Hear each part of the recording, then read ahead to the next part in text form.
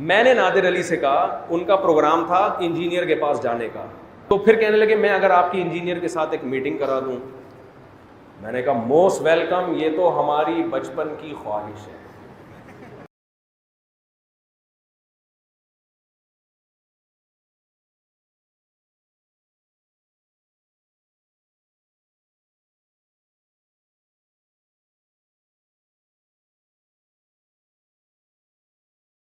چلو بھائی دیکھو اب میں کیا کرتا ہوں. اور اب بکواس کیا کر رہا ہے کہ میں حضرت علی کی فوج میں ہوتا تو حضرت معاویہ اور مغیرہ ابن شعبہ کے خلاف تلوار اٹھاتا. رک تیرے کو بتاتے. عمار رضی اللہ عنہ کو قتل کیا، جن کے بارے میں صحیح بخاری میں حدیث ہے 2812 اور 447 اور مسلم میں بھی ہے. افسوس اے ابن سمیہ، اور اپنے مبارک ہاتھوں سے داڑھی اور سر کے بالوں سے مٹی نبی علیہ السلام نے جھاڑی.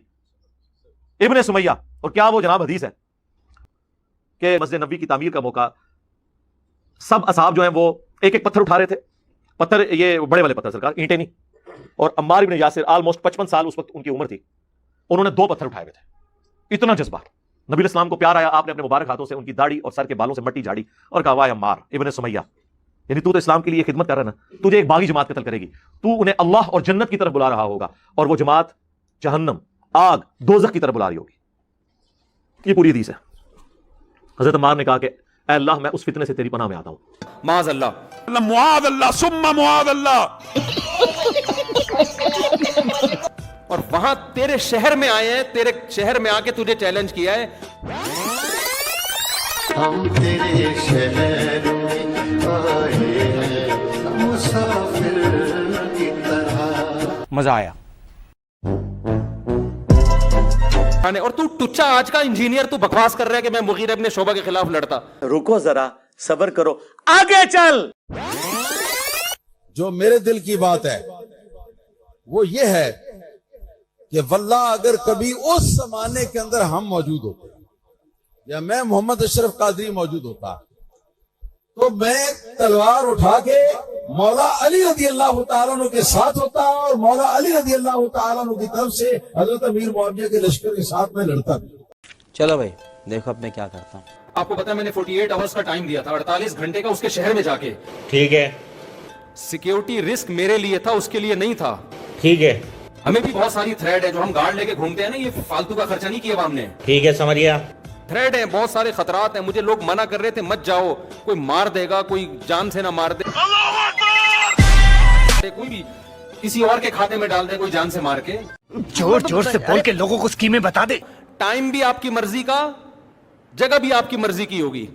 یہ پھنس گیا سی ہے. پازیٹیو رسپانس تو کرے نا. رکو ذرا، صبر کرو، آگے چل.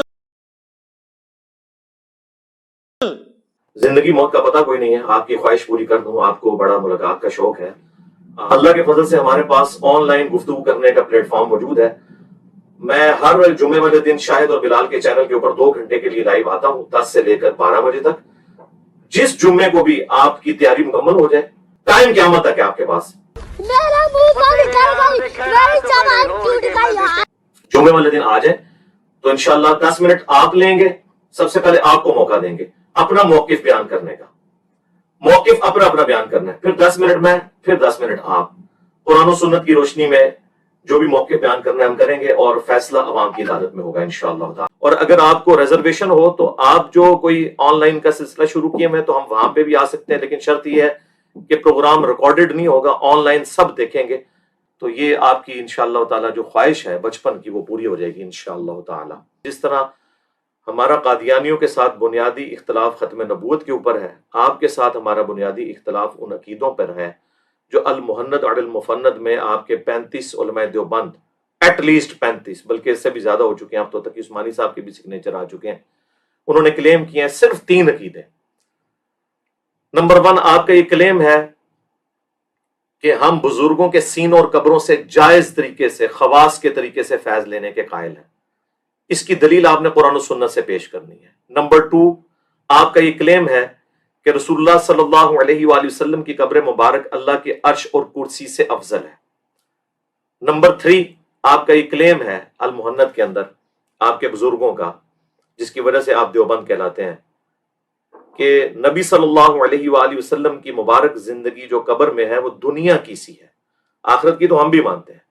یہ تین عقائد کے اوپر آپ نے قرآن و سنت سے قطعی الدلالہ ثبوت لے کر آنے ہیں، بزرگ بابوں کے حوالے نہیں. یہ جو بورے اٹھا کے لاتے ہیں، بورے اسی لیے لانے پڑتے ہیں کہ قرآن و سنت سے حوالے موجود نہیں ہوتے.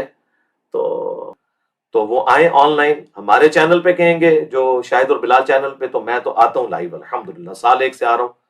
وہاں پہ آنا ہے، وہاں پہ آ جائیں. ہر جمعے کو میں لائیو ہوتا ہوں، آپ آ کے اپنے آفیشیل اکاؤنٹ سے کامنٹس کریں، آپ کو لنک بھیجیں گے، جوائن کریں. آپ کہیں گے کہ آپ کا کوئی چینل ہے، اس پہ بھی میں آنے کے لیے تیار ہوں انشاءاللہ تعالی، میں آگے اسے جوائن کروں گا. لیکن طریقہ یہی ہوگا کہ 10 منٹ آپ اپنا مقدمہ رکھیں گے، 10 منٹ میں رکھوں گا. یہ مقدمہ ہم نے عوام کے سامنے رکھنا ہے، ایک دوسرے کے سامنے نہیں رکھنا. آپ بھی اپنے دلائل رکھیں گے، میں بھی اپنے دلائل رکھوں گا.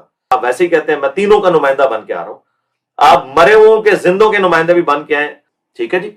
تو یہ انشاءاللہ تعالیٰ 3 عقیدے ہیں، اور 3 ہی اب میں آپ کے بزرگوں کے حوالے حضرت معاویہ رضی اللہ تعالیٰ عنہ کے حوالے سے پیش کروں گا. اور یہ بھی پیپر میں آؤٹ کرتا ہوں. آپ نے آ کر اپنے بزرگوں کا دفاع کرنا ہے کہ وہ کس لیول کے اوپر فتوے دے کر گئے ہیں. 3 اور 3 یہ 6 ہو جائیں گے. جیسے تبلیغی جماعت کے 6 نمبر ہیں نا، یہ میرے 6 نمبر آپ کو قیامت تک ہانٹ کریں گے انشاءاللہ. 3 عقائد المحنت کے، اور 3 حضرت معاویہ رضی اللہ تعالیٰ عنہ کے حوالے سے جو عقائد ہیں آپ کے بزرگوں کے، جو آپ کلیم کرتے ہیں لیکن چھپاتے ہیں، وہ آپ بیان نہیں کر سکتے پبلک کے سامنے، میں آپ کی پبلک کو بتاؤں گا.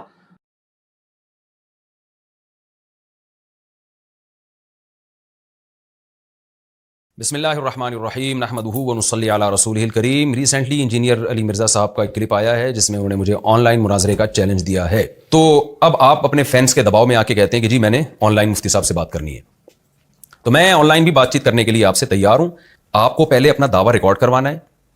المحنت کے بارے میں بات کرنے کے لیے تیار ہوں، لیکن المحنت کے بارے میں بھی آپ نے اپنا دعویٰ 2 ٹوک الفاظ میں ریکارڈ کروانے ہیں. المحنت کے 3 عقیدوں کے بارے میں آپ نے یہ دعویٰ ریکارڈ کروانا ہے کہ آپ کی نظر میں یہ المحنت کے 3 عقیدے قرآن و حدیث کے خلاف ہیں، اگینسٹ ہیں. کہ علماء دیوبند کا یہ عقیدہ ہے کہ نبی صلی اللہ علیہ وسلم قبر میں دنیاوی حیات کے ساتھ زندہ نہیں ہے، برزخی حیات ہے، دنیاوی کی طرح ہے. تو دنیاوی کی طرح کیوں ہے یہ میں آن لائن انشاءاللہ آپ کو وضاحت کر دوں گا. اور علماء دیوبند کا حقیقی دعویٰ ہے کیا، المحنت کی عربی عبارت حقیقت میں ہے کیا. وہ عبارت میں یہ نہیں ہے کہ نبی صلی اللہ علیہ وسلم کی حیات 100% دنیاوی ہے، اس کو برزخی دنیاوی کہا گیا ہے. اس کا مطلب کیا ہے علماء دیوبند ہی کی عبارت سے انشاءاللہ میں آپ کے سامنے پیش کروں گا. میں دوسرا، قبر سے فیض حاصل کرنے والا جو مسئلہ ہے کہ اس میں علماء دیوبند نے جو یہ کہا ہے کہ نبی صلی اللہ قبر سے فیض حاصل کرنا جائز طریقے سے، جو خواص کا طریقہ ہے جائز ہے، اور جو عوام کا طریقہ ہے وہ ناجائز ہے. تو وہ فیض حاصل کرنے کا جائز طریقہ کیا ہے وہ انشاءاللہ ہم آن لائن بتائیں گے. تیسرا، قبر کی مٹی عرش سے افضل ہے، یہ المحنت میں لکھا ہوا ہے. حضرت معاویہ رضی اللہ تعالیٰ عنہ کے بارے میں آپ نے کہا کہ 3 عبارتوں پہ بات ہوگی. میں اس چیلنج کو قبول کرتا ہوں، بالکل 3 عبارتوں پہ بات ہوگی. ایک حضرت امام ابو حنیفہ سے جو آپ نے نقل کی، اور ایک ملا علی قاری سے اور علامہ بدر الدین علی رحمہ اللہ تعالیٰ سے، وہ انشاءاللہ ہم اس پہ بات کریں گے. لیکن حضرت معاویہ پہ اس کے علاوہ بھی بات ہوگی. ہمارا دعویٰ یہ ہے کہ آپ نے حضرت معاویہ پہ بہتان لگائے ہیں، جھوٹ باندھے ہیں. تو ابھی آپ نے یہ ریکارڈ کروانا ہے کہ حقیقت میں آپ کا حضرت معاویہ کے بارے میں دعویٰ ہے کیا. آپ نے یہ نہیں کہنا کہ حضرت معاویہ غلطی پر تھے، یہ تو ہم بھی مانتے ہیں حضرت معاویہ رضی اللہ تعالیٰ عنہ غلطی پر تھے، حق حضرت علی کے ساتھ تھا. ہمارا دعویٰ یہ ہے کہ حضرت معاویہ رضی اللہ تعالیٰ عنہ سے جو غلطی ہوئی ہے وہ اجتہادی غلطی ہے. پھر بھی میں آپ کو ایک تھوڑی سی ویلیو دے رہا ہوں، اور میں کہہ رہا ہوں ٹھیک ہے جی میں آن لائن بات چیت کے لیے تیار ہوں. یہاں میں ایک بات بتاتا چلوں کہ انجینئر صاحب نے یہ بڑا اچھا کام کیا کہ یہ اجازت دے دی ہے کہ یہ آن لائن جو ڈیبیٹ ہوگی یہ کسی بھی چینل سے چلا سکتے ہیں، اور انہوں نے ہمیں پرمیشن دی ہے کہ ہمارے چینل سے بھی. تو میں بہت شکریہ ادا کرتا ہوں انجینئر صاحب کا کہ انہوں نے ہمیں اجازت دی. تو یہ جو آن لائن ہماری ڈیبیٹ ہوگی انشاءاللہ ہمارے چینل سے ہی چلے گی. یہ تو میں نے تو باقی لوگوں کو یہ اعتراض ہوتا ہے کہ پھر مفتی صاحب اس کے آن لائن جواب تو دینا. آپ یہ کہہ رہے ہیں حضرت امام ابو حنیفہ رحمہ اللہ تعالیٰ اگر اس دور میں ہوتے تو انہوں نے بھی تو یہ کہا ہے، اور عمار ابن یاسر والی حدیث کا کیا جواب ہے. تو بھائی یہ جوابات علماء دیوبندی علماء بھی، بریلوی بھی، اہل حدیث بھی، یہ سارے اپنے معقول جوابات ریکارڈ کروا چکے. کہتا جی ایک کلپ بنا دے. جدو کلپ بنانا سا کہتا سی سامنے بٹھا دو، کلپ بنانا چھوڑ دے گا. ٹھیک ہے، اب میں سامنے آ کے بیٹھ رہا ہوں کہ بھی سامنے بیٹھوں گا تاکہ تمہارے کہنے کے مطابق کلپ بنانا چھوڑ دوں. آپ کہہ رہے کلپ بنا دو. مطلب کون سی خواہشات ہم پوری کریں؟ کلپ تو پہلے کے بنائے ہوئے ہیں. کلپ کے اگینسٹ ہی آپ کو لوگوں نے مجبور کیا تھا کہ آپ سامنے آتے ہیں. کلپ تو میں نے بنا دیے ہوئے ہیں. 3 المحنت کے عقیدے بتا دیے ہیں، 3 ہی آپ کے اماموں کے فتوے بتا دیے ہیں. اگر 10 منٹ لیں گے، 10 منٹ میں آپ اپنا مقدمہ عوام کی عدالت میں رکھو، 10 منٹ میں اپنا مقدمہ عوام کی عدالت میں رکھوں گا. ٹھیک ہے، پہلے یہ شرط کر لیں. وہ شرطیں چھوڑو بھی، لائیو آ کے بیٹھو، جو بات کرنی ہے لائیو آ کے کر لو تاکہ پبلک بھی دیکھے یہ لاجیکل بات ہو رہی ہے کہ نہیں. جو کہ آپ کے بزرگوں نے 1906 میں حسام الحرمین کے مقابلے پر المہند علی المفند لکھ کے امت پہ احسان کیا ہے کہ امت کو انہوں نے بتا دیا کہ عقائد علماء دیوبند یہ ہیں جن سے آپ بھاگ نہیں سکتے. کبھی آپ شرح عقیدہ طحاویہ کا نام لے کے چھوڑ دیں میرے بھائی, وہ تو پرانی باتیں ہو گئیں. عقائد علماء دیوبند وہ ہیں جو المہند میں لکھے ہوئے ہیں 1906 میں, جس میں انہوں نے عقیدہ انہوں نے اپنا تو سٹارٹ میں بتا دیا کہ احمد بریلوی اور ان کی جماعت ایک شیطانی لشکر ہے جو علماء دیوبند رضی اللہ عنہم پر حملہ آور ہوا ہے جس طرح شیاطین حملہ آور ہوتے تھے. پہلا تو انہوں نے بم پھاڑیا جی بریلویاں ہوتے. پھر آگے جا کے انہوں نے لکھا ہے کہ محمد بن عبد الوہاب ان کی پوری جماعت خوارج کی ایک جماعت ہے, ان کو بھی دین سے وہابیوں کو خارج کر دیا. آج ریالوں کے چکر میں اکٹھے ہو گئے. پھر 35 علماء دیوبند, بلکہ اب تو اس سے بہت زیادہ ہو چکے ہیں, اس زمانے میں بھی 25 تھے, پھر بعد میں ایڈ ہوئے ہیں. آج کا بھی ہر مولوی اس میں تقریر میں اپنا نام ایڈ کرتا ہے کہ میرا بھی عقیدہ ہے. تقی عثمانی صاحب کے بھی سگنیچر ہوئے ہیں, اشری تھانوی صاحب کے سگنیچر ہوئے ہیں اس کتاب میں کہ یہ ہمارے عقیدے ہیں. اس کے بعد میں نے 3 عقیدے صرف ہائی لائٹ کیے تھے. نمبر 1, ہم بزرگوں کی قبروں اور سینوں سے خواص کے طریقے سے فیض لینے کے قائل ہیں. وہ طریقہ نہیں جو عوام میں ہے. تو ہمیں بتائیں وہ طریقہ کون سا ہے, قبر سے اور سینے سے فیض نچوڑنے کا مدنی طریقہ بتائیں. ہاں, جب یہ بتائیں گے تو پھر دیوبندیت ختم. بریلوی کہیں گے وہ 100 سال سے تم لوگوں نے ہمیں مشرک ڈکلیئر کیا ہوا تھا, آئے ہو نا داڑ تھلے ہوں, لیکن انجینئر دی داڑ تھلے, میری داڑ تھلے ہی آ سکتے ہیں پھر کے تو اڈیاں داڑا جڑیاں نے چھوٹیاں نے کمزور نے. ٹھیک ہے. دوسرا عقیدہ بتایا تھا کہ انہوں نے کہا کہ رسول اللہ کی قبر مبارک اللہ کے عرش, کعبہ اور کرسی سے افضل ہے. رسول اللہ کی قبر مبارک کو عرش سے افضل کہنا یہ کس آیت, کس حدیث, کس خلیفہ راشد کے قول کے اندر آیا ہے؟ کھول بورے کاڈ قرآن دی آیات, احادیث اور صحابہ کے اقوال, اس میں ساری بابوں کی کتابیں ہوتی ہیں. ایک بابے کی چوری چھپانے کے لیے دوسرے بابے کی چوری بتا دیتے ہیں. اور اب تو کسی کو کچھ سمجھتے ہی نہیں ہے. جس کی بات بھی رسول اللہ سے ٹکراتی ہے ہم تو اس کی بات کو ایکسپٹ ہی نہیں کرتے. ہمیں کس کی دوست لگا رہے ہیں آپ لوگ؟ قرآن و سنت سے قطعی الدلالہ, نس قطعی کے ساتھ جو چیزیں ثابت ہیں. جو اتنے موٹے موٹے لفظ بولتے ہو نا, یہ تھوڑے گلے پھسڑ کے موٹے لفظ کڈو چیزاں.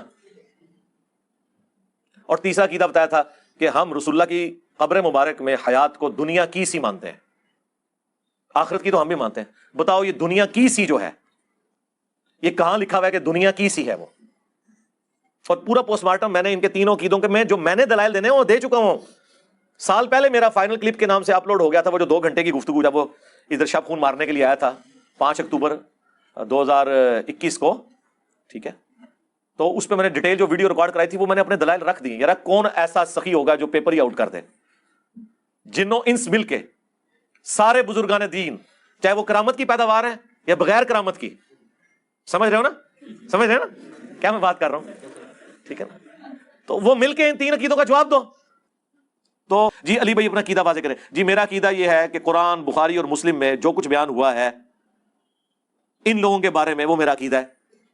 کھول کے بیان کریں. جی کھول کے بیان کیا مشرکی کے اندر ہے. ٹھیک ہے, تو یہ کتاب لکھی گئی. اس کے میں نے صرف 3 عقیدے بتائے تھے کہ ان کا دفاع کریں. یہ جو بورے لے کے آ رہے ہیں نا, ان بورے نو کھولو تے 3 عقیدے کا دفاع کرو.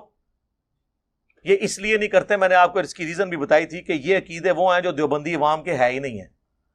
اگر ان عقیدوں کا دفاع کریں گے تو دیوبندی عوام کہے گی یار یہ تو وہی عقیدے ہیں جس کی وجہ سے ہم نے بریلوی چھوڑی تھی. اور ان کے بڑے علماء کہیں گے وہ کیوں مان لیا جائے.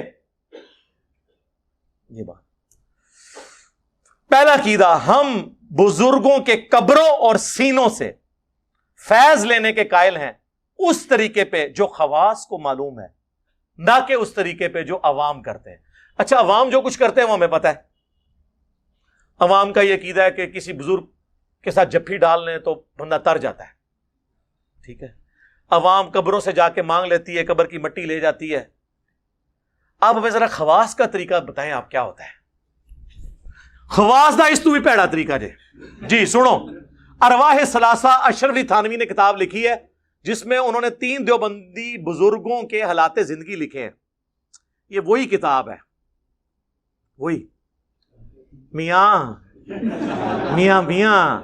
ہاں یہ وہی کتاب ہے ارواح ثلاثہ, جس میں رشید احمد گنگوئی صاحب قاسم نانوتوی صاحب کو پبلکلی اپنے ساتھ چارپائی پہ لٹاتے ہیں, پھر عاشق صادق کی طرح ان کی طرف چہرہ کر کے ان کے سینے پہ ہاتھ رکھتے ہیں. وہ کہتے ہیں حضرت لوگ کیا کہیں گے؟ وہ کہتے ہیں میاں کہنے دو جو لوگ کہتے ہیں. یہ وہی کتاب ہے, وہی کتاب ارواح ثلاثہ. لکھ رہا کون ہے؟ حکیم الامت اشرف علی تھانوی. کس کے بارے میں لکھ رہے ہیں؟ بانی مدرسہ دیوبند قاسم نانوتوی کے بارے میں. اور ان کا کس کے ساتھ لکھ رہے ہیں افیئر؟ رشید احمد گنگوئی کے ساتھ. لوگ کہتے ہیں دیکھیں جی انہوں نے کوئی ایسی حرکت نہیں کی, دیکھیں آپ وہ صرف لیٹے ہیں, قریب ہوئے ہیں, اگے کیا کرتے ہیں کیا جانتے ہو, گورے بھی اتنا ہی کرتے ہیں روڈ ہوتے. ہاں پہلے تو یہ بتاؤ یہ مہذب طریقہ ہے پبلکلی مریدین کے سامنے؟ ٹھیک ہے. عاشق صادق اسی کتاب میں لکھا ہوا ہے کہ قاسم نانوتوی صاحب مرنے کے 6 سال کے بعد قبر سے نکلے, فزیکلی, خواب میں نہیں, اور دیوبند کے 2 مولویوں کی صلح کرا کے واپس چلے گئے. اور جس مولوی کو ملنے آئے تھے نا, سردیوں میں بھی رضائی کے اندر وہ پسینے اس کے نکلے ہوئے تھے. تو دوسرے نے پوچھا کیا؟ ان کا بھی حضرت نانوتوی آئے تھے. بھائی جی مردہ نکل کے آ جائے 6 سال بعد, تو وہ صرف پسینہ نکل کیتا ہے, اور بھی کچھ ہو گیا ہوئے گا. ہاں نکل صرف پسینہ ہویا ہے, انہوں نے غور نال نہیں دیکھا. ہوں کدی ہوئے نا غور نال ویکھیو اے جے قبراں تو فیض انہاں دا. اسی اربع ثلاثہ میں لکھا ہوا ہے انہوں نے اپنے بزرگوں کے بارے میں کہ ان کی قبر سے لوگ مٹی لے جاتے تھے شفا کے لیے. تو وہی عقیدہ ہے آپ کا بھی. اور میں نے اس پہ پورا ریسرچ پیپر لکھا ہے, میرا 1 گھنٹہ اور لگ جائے گا. ریسرچ پیپر نمبر 6, قبروں سے فیض کے عقیدے کا تحقیقی جائزہ. اور میں نے سارے واقعات نقل کیے ہیں. میں ایک ایک واقعے کی انجینئرنگ کر سکتا ہوں. میں نے حصول برکت کے لیے آپ کے سامنے یہ 2-3 باتیں ہی رکھی. تو یہ اس کے اندر یہ عقیدہ, سینے سے کون سا فیض ہوتا ہے جی مجھے بتائیں؟ وہی سجے پاسے سلام پھیرا سارے حافظ, کھبے پاسے پھیرا ناظرہ, جفی پاری علم ٹرانسفر کرتا. سینے سے کیا فیض لیا جا سکتا ہے؟ ایک بچہ تو اپنی ماں کے سینے سے فیض لے سکتا ہے, ایک سٹوڈنٹ اپنے ٹیچر کے سینے سے کون سا فیض لے سکتا ہے؟ بتائیں, سینے سے کون سا فیض ہوتا ہے؟ ہاں تعلیمات سے فیض ہوتا ہے نا, سینے سے کون سا ہوتا ہے؟ زبان سے ہوتا ہے, علم سے ہوتا ہے. لیکن یہ وہی ہے تو نہیں ہے, تو ان کو کیا آپ بتا دو کون سا طریقہ ہے. چلو یہ ایک عقیدہ ہے, ایک عقیدہ. یہ تو بریلویوں کہتے تھے قبروں سے مانگتے ہیں, خود اپنے کیا عقیدے ہیں. آپ میں سے کتنے لوگ جو ہیں وہ فرقوں سے نکلنے سے پہلے دیوبندی تھے؟ ذرا ہاتھ کھڑا کریں. ہاں جی کیمرہ ذرا پیچھے کریں جی, یہ لوگوں کو دکھائیں. آپ لوگوں نے اللہ کو جان دینی ہے. کیا جب آپ دیوبندی تھے آپ کا یہ عقیدہ تھا المحنت والا؟ ہاں بس یہی وجہ ہے. مفتی کو پتہ ہے کہ جڑے بچ گئے نا وہ بھی نہ ادھر ٹر جان جی. اس واسطے بہنا نہیں, ڈیفینڈ نہیں کرنا. تو بورا جڑا لے آندا ہے نا ویڈیو بنا کے ڈیفینڈ کرے نو, ٹھیک ہے میں تو نہیں بہنا, تو اپنی پبلک نو اس ویڈیو تو باتیں کرنا پوے گا. اور میں تو تیار ہاں, لایا طاہر شرفی نو بھی بٹھاؤ پی ٹی وی تے, میرے کو لا کے بہ جاؤ, لیکن کیمرے میں. فالتو کوئی مولوی میں نے اور ایڈ نہیں ہونے دینا. یہ آپ کو اعزاز حاصل ہے اس روئے عرض پہ, نہ اس سے پہلے کسی کو حاصل ہوا نہ بعد میں ہوگا.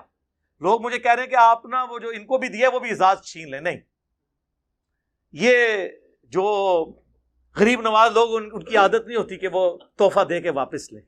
نہیں, مفتی صاحب کے لیے قیامت تک کے لیے. بلکہ میری بیوی بھی مجھے اس رات کو کہتی ہے مفتی صاحب پہ مجھے ترس آ رہا ہے یار مل لو. میں نے کہا نا اس طریقے سے نہیں, وہ تو کام ڈالنے آیا ہے. ملنا تھا تو میں نے کتنی کوششیں کی, لیکن وہ کہتا تھا ویڈیو بناؤ. ویڈیو بنا کے تو بھائی تو ٹر جانا سی, پیچھے میرے ہوتے تو ایجنسیاں تے جوڈیشری تے پولیس چڑھا کے ٹر جانا سی.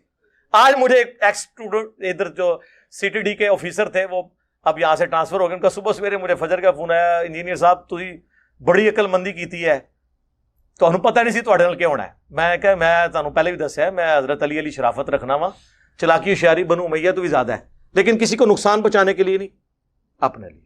یہ پہلا عقیدہ. دوسرا عقیدہ اس میں انہوں نے لکھا ہے کہ رسول اللہ کی قبر مبارک اللہ کے عرش, کرسی, خانہ کعبہ سے افضل ہے. اس سے پوچھے یہ کس قرآن کی آیت میں اور حدیث میں لکھا ہوا ہے؟ جذباتی بات نہیں ہے بریلویوں لی کرنی کہ تسی نبی دی شان نو نہیں مندے. اچھا جی نبی دی شان نو منیے تے حضرت عیسیٰ نو اللہ دا بیٹا کہہ دئیے, گل کرنے لی کرو. ابو داؤد ترمذی میں موجود ہے ایک صحابی نے حضور کو سجدہ کیا, آپ نے فرمایا سر اٹھا کیا کر رہا ہے؟ جب میں فوت ہو جاؤں گا تم میری قبر سے گزرو گے تو کیا میری قبر پہ بھی سجدہ کرو گے؟ انہوں نے پہلے عرض کیا کہ ہم نے ہیرا نامی جگہ پہ اپنے سردار کو لوگوں کو سجدہ کرتے ہوئے دیکھا, اس لیے میں نے آپ کو سجدہ کیا. آپ نے فرمایا جب میں فوت ہو جاؤں گا تم میری قبر سے گزرو گے, کیا اس پہ بھی سجدہ کرو گے؟ اگر سجدہ میں جائز سمجھتا تو بیویوں سے کہتا کہ اپنے خامدوں کو سجدہ کریں. تو نبی علیہ السلام نے اپنی عزت خود نہیں ہونے دی, باؤنڈری نہیں کراس کرنی. وہ کہتے ہیں حرج کیا ہے اس میں؟ حرج یہ ہے کہ آپ کتنا خطرناک کھیل کھیل رہے ہیں. آپ کو پتہ ہے اللہ کے عرش اور کرسی سے افضل، یہ رسول اللہ کی موجودگی میں آپ یہ غلوف والی بات کر سکتے ہیں کیا جو کہیں لکھی نہیں ہوئی؟ وہ کہتا ہے نہیں جی نبی علیہ السلام اشرف المخلوقات ہیں، عرش بھی اللہ کی مخلوق ہے.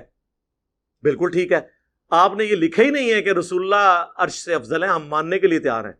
کروڑوں عرش بھی ہوں، ہمارے نبی کا مقابلہ نہیں کر سکتے. لیکن آپ نے نبی کی بات نہیں، آپ نے نبی کی قبر مبارک کی بات کی ہے، اور اس میں بھی کہا وہ حصہ زمین جو حضور سے ٹچ کر رہا ہے. وہ کہتے ہیں اس لیے کہ اس حصہ زمین سے آپ کی مٹی کا خمیر اٹھا کے آپ کو تخلیق کیا گیا، تو بیسیکلی وہ رسول اللہ کا خمیر ہے، گویا کہ رسول اللہ عرش سے افضل ہیں. اس لیے ہم اس مٹی کو ہم کہتے ہیں نا، جو مٹی اٹھانی تھی وہ اٹھ گئی، نبی کی تخلیق ہوگی. اب جو باقی مٹی ہے وہ رسول اللہ کی مٹی نہیں ہے، جنت کا ٹکڑا ہے. اور اگر وہ رسول اللہ کی مٹی ہے تو ساتھ تو حضرت ابوبکر عمر کی بھی قبریں ہیں، ان کو بھی کو پھر عرش سے افضل ہیں. اور صحیح مسلم میں ہے کہ نبی علیہ السلام کو جب دفنایا گیا سب سے پہلے سرخ رنگ کی چادر بچھائی گئی تاکہ آپ کے جسم مبارک کو مٹی نہ لگے. ہاں تو کوئی حصہ زمین حضور کو ٹچ کیے ہوئے ہے ہی نہیں ہے. آپ کہا کریں سرخ چادر، سارے بزرگوں نے میں نہیں کر چڑی، وہ گل ہی غلط نکلی. حصہ زمین تو ٹچ ہی کو نہیں ہوا. پھر چادر مبارک بھی کہو، کفن مبارک بھی کہو، اور رسول اللہ کے تو ڈائریکٹ بال مبارک، کرتا مبارک صحابہ کے پاس تھے، انہوں نے تو اس کے بارے میں کلیم نہیں کیا کہ یہ اللہ کے عرش سے افضل ہیں. پھر دیکھیں بریلوی تو اس سے آگے پھر ایک آدھ گئے ہیں. مفتی احمد جہاں نعیمی صاحب نے اپنی تفسیر میں لکھا کہ وہ مچھلی جس کے پیٹ میں حضرت یونس رہے وہ بھی اللہ کے عرش سے افضل ہے، کیونکہ نبی کے وہ مسکن رہی. اور انہوں نے کہا حضرت آمنہ سلام اللہ علیہا جو حضور کی والدہ ماجدہ ہیں، ان کا جو پیٹ مبارک ہے وہ بھی اللہ کے عرش سے افضل ہے کیونکہ حضور وہاں پہ رہے ہیں. تو ایک سٹیپ آگے چلتے ہیں نا. پھر نبی علیہ السلام اپنی والدہ محترمہ کے جسم اقدس میں آنے سے پہلے کہاں تھے؟ والد والا لنک تھا نا. پھر آپ چلانا شروع کر دیں، سب کو عرش سے افضل بتائیں. کیا کہانیاں کرا رہے ہو؟ کیا یہ نبی کی تعلیمات ہے؟ صحیح بخاری کی حدیث ہے، دیکھنا میری شان کو اس طرح بلند نہ کرنا جس طرح نصارہ نے اپنے پیغمبر کو بڑھا دیا تھا. میں اللہ کا بندہ اور اس کا رسول ہوں، مجھے اللہ کا بندہ اور اس کا رسول کہنا، یہ ہے مزاج رسول. بخاری مسلم دونوں میں حدیث ہے، حضور کی وفات کے دن چل رہے تھے. اما عائشہ کہتی ہیں نبی علیہ السلام تکلیف کی وجہ سے بار بار چہرے اطہر سے چادر ہٹاتے اور کہتے لعن اللہ الیہود والنصارى اتخذوا قبور انبیاء مساجدا. اللہ کی لعنت ہو یہود و نصارہ پر، انہوں نے اپنے نبیوں کی قبروں کو سجدہ گاہ بنا دیا تھا. اور پھر اما عائشہ کہتی ہیں یہ حضور اس لیے بات کر رہے تھے کہ ہمیں ڈرا رہے تھے کہ میری وفات کے بعد میری قبر کے ساتھ یہ کام نہ کرنا. اور اما عائشہ کے الفاظ ہیں بخاری مسلم میں، اگر ہمیں یہ ڈرنا ہوتا کہ لوگ رسول اللہ کی قبر پہ سجدے شروع کر دیں گے تو میں حجرے کو اوپن چھوڑ دیتی، جس کا جب دل چاہے وہ آ جائے قبر مبارک پہ. اما عائشہ نے تو اس کا مطلب یہ لیا. اما عائشہ کے سامنے کوئی کہنا کہ رسول اللہ کی قبر مبارک جو ہے وہ اللہ کے عرش سے افضل ہے، وہ کہیں گے یہ تم کیا باتیں کر رہے ہو. بخاری مسلم دونوں میں حدیث ہے. اما عائشہ کہتی ہیں نبی علیہ السلام کی وفات کے دن چل رہے تھے، آپ بیماری کے عالم میں تھے، اور آپ کی دو بیویاں حضرت ام سلمہ اور ام حبیبہ بیٹھی ہوئی آپس میں یہ بات کر رہی تھی. جب ہم حبشہ گئے تھے نا ہجرت پہ، وہاں ہم نے ماریا نام کا ایک گرجا دیکھا تھا جس میں تصویریں لٹک رہی تھی. تو نبی علیہ السلام اپنی بیماری میں متوجہ، انہوں نے کہا یہی ان کی خرابی تھی. ان میں جب کوئی نیک آدمی فوت ہو جاتا اس کی قبر پہ سجدے شروع کر دیتے، اس کی تصویریں لٹکا دیتے، قیامت والے دن یہ بدترین مخلوق بن کے اٹھیں گے. یہ ہے مزاج رسول. ابو داؤد کی حدیث ہے میری قبر پہ میلہ مت لگانا، تم دنیا کے کسی بھی حصے میں درود پڑھو گے میرے تک پہنچ جائے گا. درود کے لیے بھی قبر پہ میلہ نہ لگانا، سلام عرض کر کے بس آگے. صلوات بر محمد وآل محمد، اللہم صلی علی محمد وعلی آل محمد. یہ ہے مزاج رسول. آپ لوگ اس مزاج میں یہ کہہ رہے ہیں کہ قبر اطہر اللہ کے عرش سے افضل ہے، اور کیا کیا اس کی ایکویشنیں بناتے ہیں، کبھی کچھ کرتے ہیں کبھی کچھ کرتے ہیں، کبھی ریاض الجنہ کی بات کرتے ہیں. جب کان وہ اسی لیے بورے لانے پڑتے ہیں نا. ہاں میں تے اگے حدیثاں رکھنیاں نے اور میرا فیصلہ اسی گورے دی دالا جی کرا لو کہ جیڑا پیغمبر اے کہندا ہوئے او دے سامنے اے سٹیٹمنٹ آ سکتی ہے جو المحنہ دی لکھی ہے. ان لوگوں میں کامن سینس بھی نہیں ہے. اور پھر ان کے پاس پتہ کیا ہوتا ہے آخری اربا، اچھا ہمارے بزرگ تو غلط ہوئے، یہ فلانے نے بھی لکھا ہے. او فلانا بھی کیڑا ہے. اور جب ہم قرآن و حدیث کی روشنی میں حضرت معاویہ رضی اللہ تعالیٰ عنہ کے حضرت مولا علی رضی اللہ تعالیٰ عنہ علیہ السلام کے خلاف خروج کو صحیح سمجھتے نہیں ہیں، احترام کے دائرے میں اختلاف رکھتے ہیں، تے بابے تے شاہی کوئی نہیں، بابے تے شاہی کوئی نہیں، کدی تونس لاندے ہو سانو بابیاں دی؟ ہاں دھونس لگاؤ مجھے ابو بکر عمر عثمان و علی کی کہ یہ ان کا عقیدہ تھا، میں مانوں گا، خلفائے راشدین ہیں، ان کی پیروی کا حکم ہے، علیکم بسنتی وسنت الخلفاء الراشدین المہدیین، ابو داؤد میں حدیث ہے، یہ ترمذی میں موجود ہے، مشکات میں موجود ہے، لگاؤ دھونس۔ لیکن یہ آپ کے اپنے عقیدے بنائے ہوئے ہیں اور آپ ہمیں کہہ رہے ہو کہ ہم پابند ہیں۔ دو عقیدے جڑے چیمپئن نکلے ہو نا ویڈیو مفتی دے جشن مناندے، اور بھابی بھی نکلے جے اودے جنہاں دے جو انہاں عقیدے انہاں نوں مشرک کہندے جے تے ہار پہ پواندے جے، تو تے مولوی دی عقل پوری جی ہوندی ہے۔ یہ جڑے چیمپئن دوسرے فرقے دے بھی نکلے ہو یا انہاں دے اپنے، تسی لوگ آ کے ڈیفینڈ کر لو نا، بورے چوں ویڈیو جواب دیو نا عوام نو، اے ویڈیو جو چڑھے گی لتر پریٹ نہیں ہونی انہاں دی۔ تسی آپ سوچے، مجھے کل علی نقوی صاحب کا فون آیا، وہ پنڈی میں ہوتے ہیں، کبھی ان کو موقع ملے، اور مجھے کہتے ہیں یہ بیوقوف آ گیا تھا تو جان نہیں سی دینا انہوں، تسی نہیں سی بہنا منو دسنا سی کہ یار یہ باتوں کو ڈیفینڈ کر سکتا ہے کہ اس کو نہیں پتا کیا کیتے ہیں۔ اور علی نقوی صاحب وہ ہیں جو شیعہ تھے، پھر بریلوی ہوئے، کرتے کرتے وہ ادھر تک پہنچے، اور وہ ایک عام بندہ ہے جو دفتر میں ملازم ہے، وہ کہتا ہے میرے نال بٹھا لو انہوں، اور صحیح کہہ رہے ہیں، آپ بھی بیٹھ سکتے ہیں۔ یہ اس ویڈیو کے بعد دنیا کا ہر مسلمان جو اپنے آپ کو فرقے سے منسوب نہیں کرتا، یہ ویڈیو سن کے ان کے بڑے سے بڑے زندہ یا مردہ مفتی کے ساتھ بیٹھ سکتا ہے، عقائد میں بات بورے کی ضرورت ہی نہیں پائی۔ ہاں، اور تیسرا عقیدہ میں نے المحنت سے بتایا تھا کہ یہ کہتے ہیں کہ نبی علیہ السلام کی قبر مبارک میں جو حیات ہے دنیا کی سی ہے۔ کہتے ہیں نہیں، وہ ہم نے دنیاوی نہیں کہا، دنیا کی سی کہا ہے۔ دیکھو کیسے نے،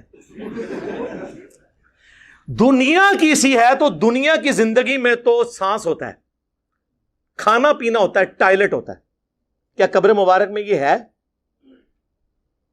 اوے شہید جو رسول اللہ کے دین پہ جان دیتا ہے اس کی زندگی کا آپ کو شعور نہیں؟ نبی علیہ السلام کی تو قبر مبارک میں زندگی جنت کی وہ تو اتنی عرفہ والا برزخی ہے۔ قرآن کہتا ہے وَلَا تَقُولُوا لِمَنْ يُقْتَلُ فِي سَبِيلِ اللَّهِ أَمْوَاتٌ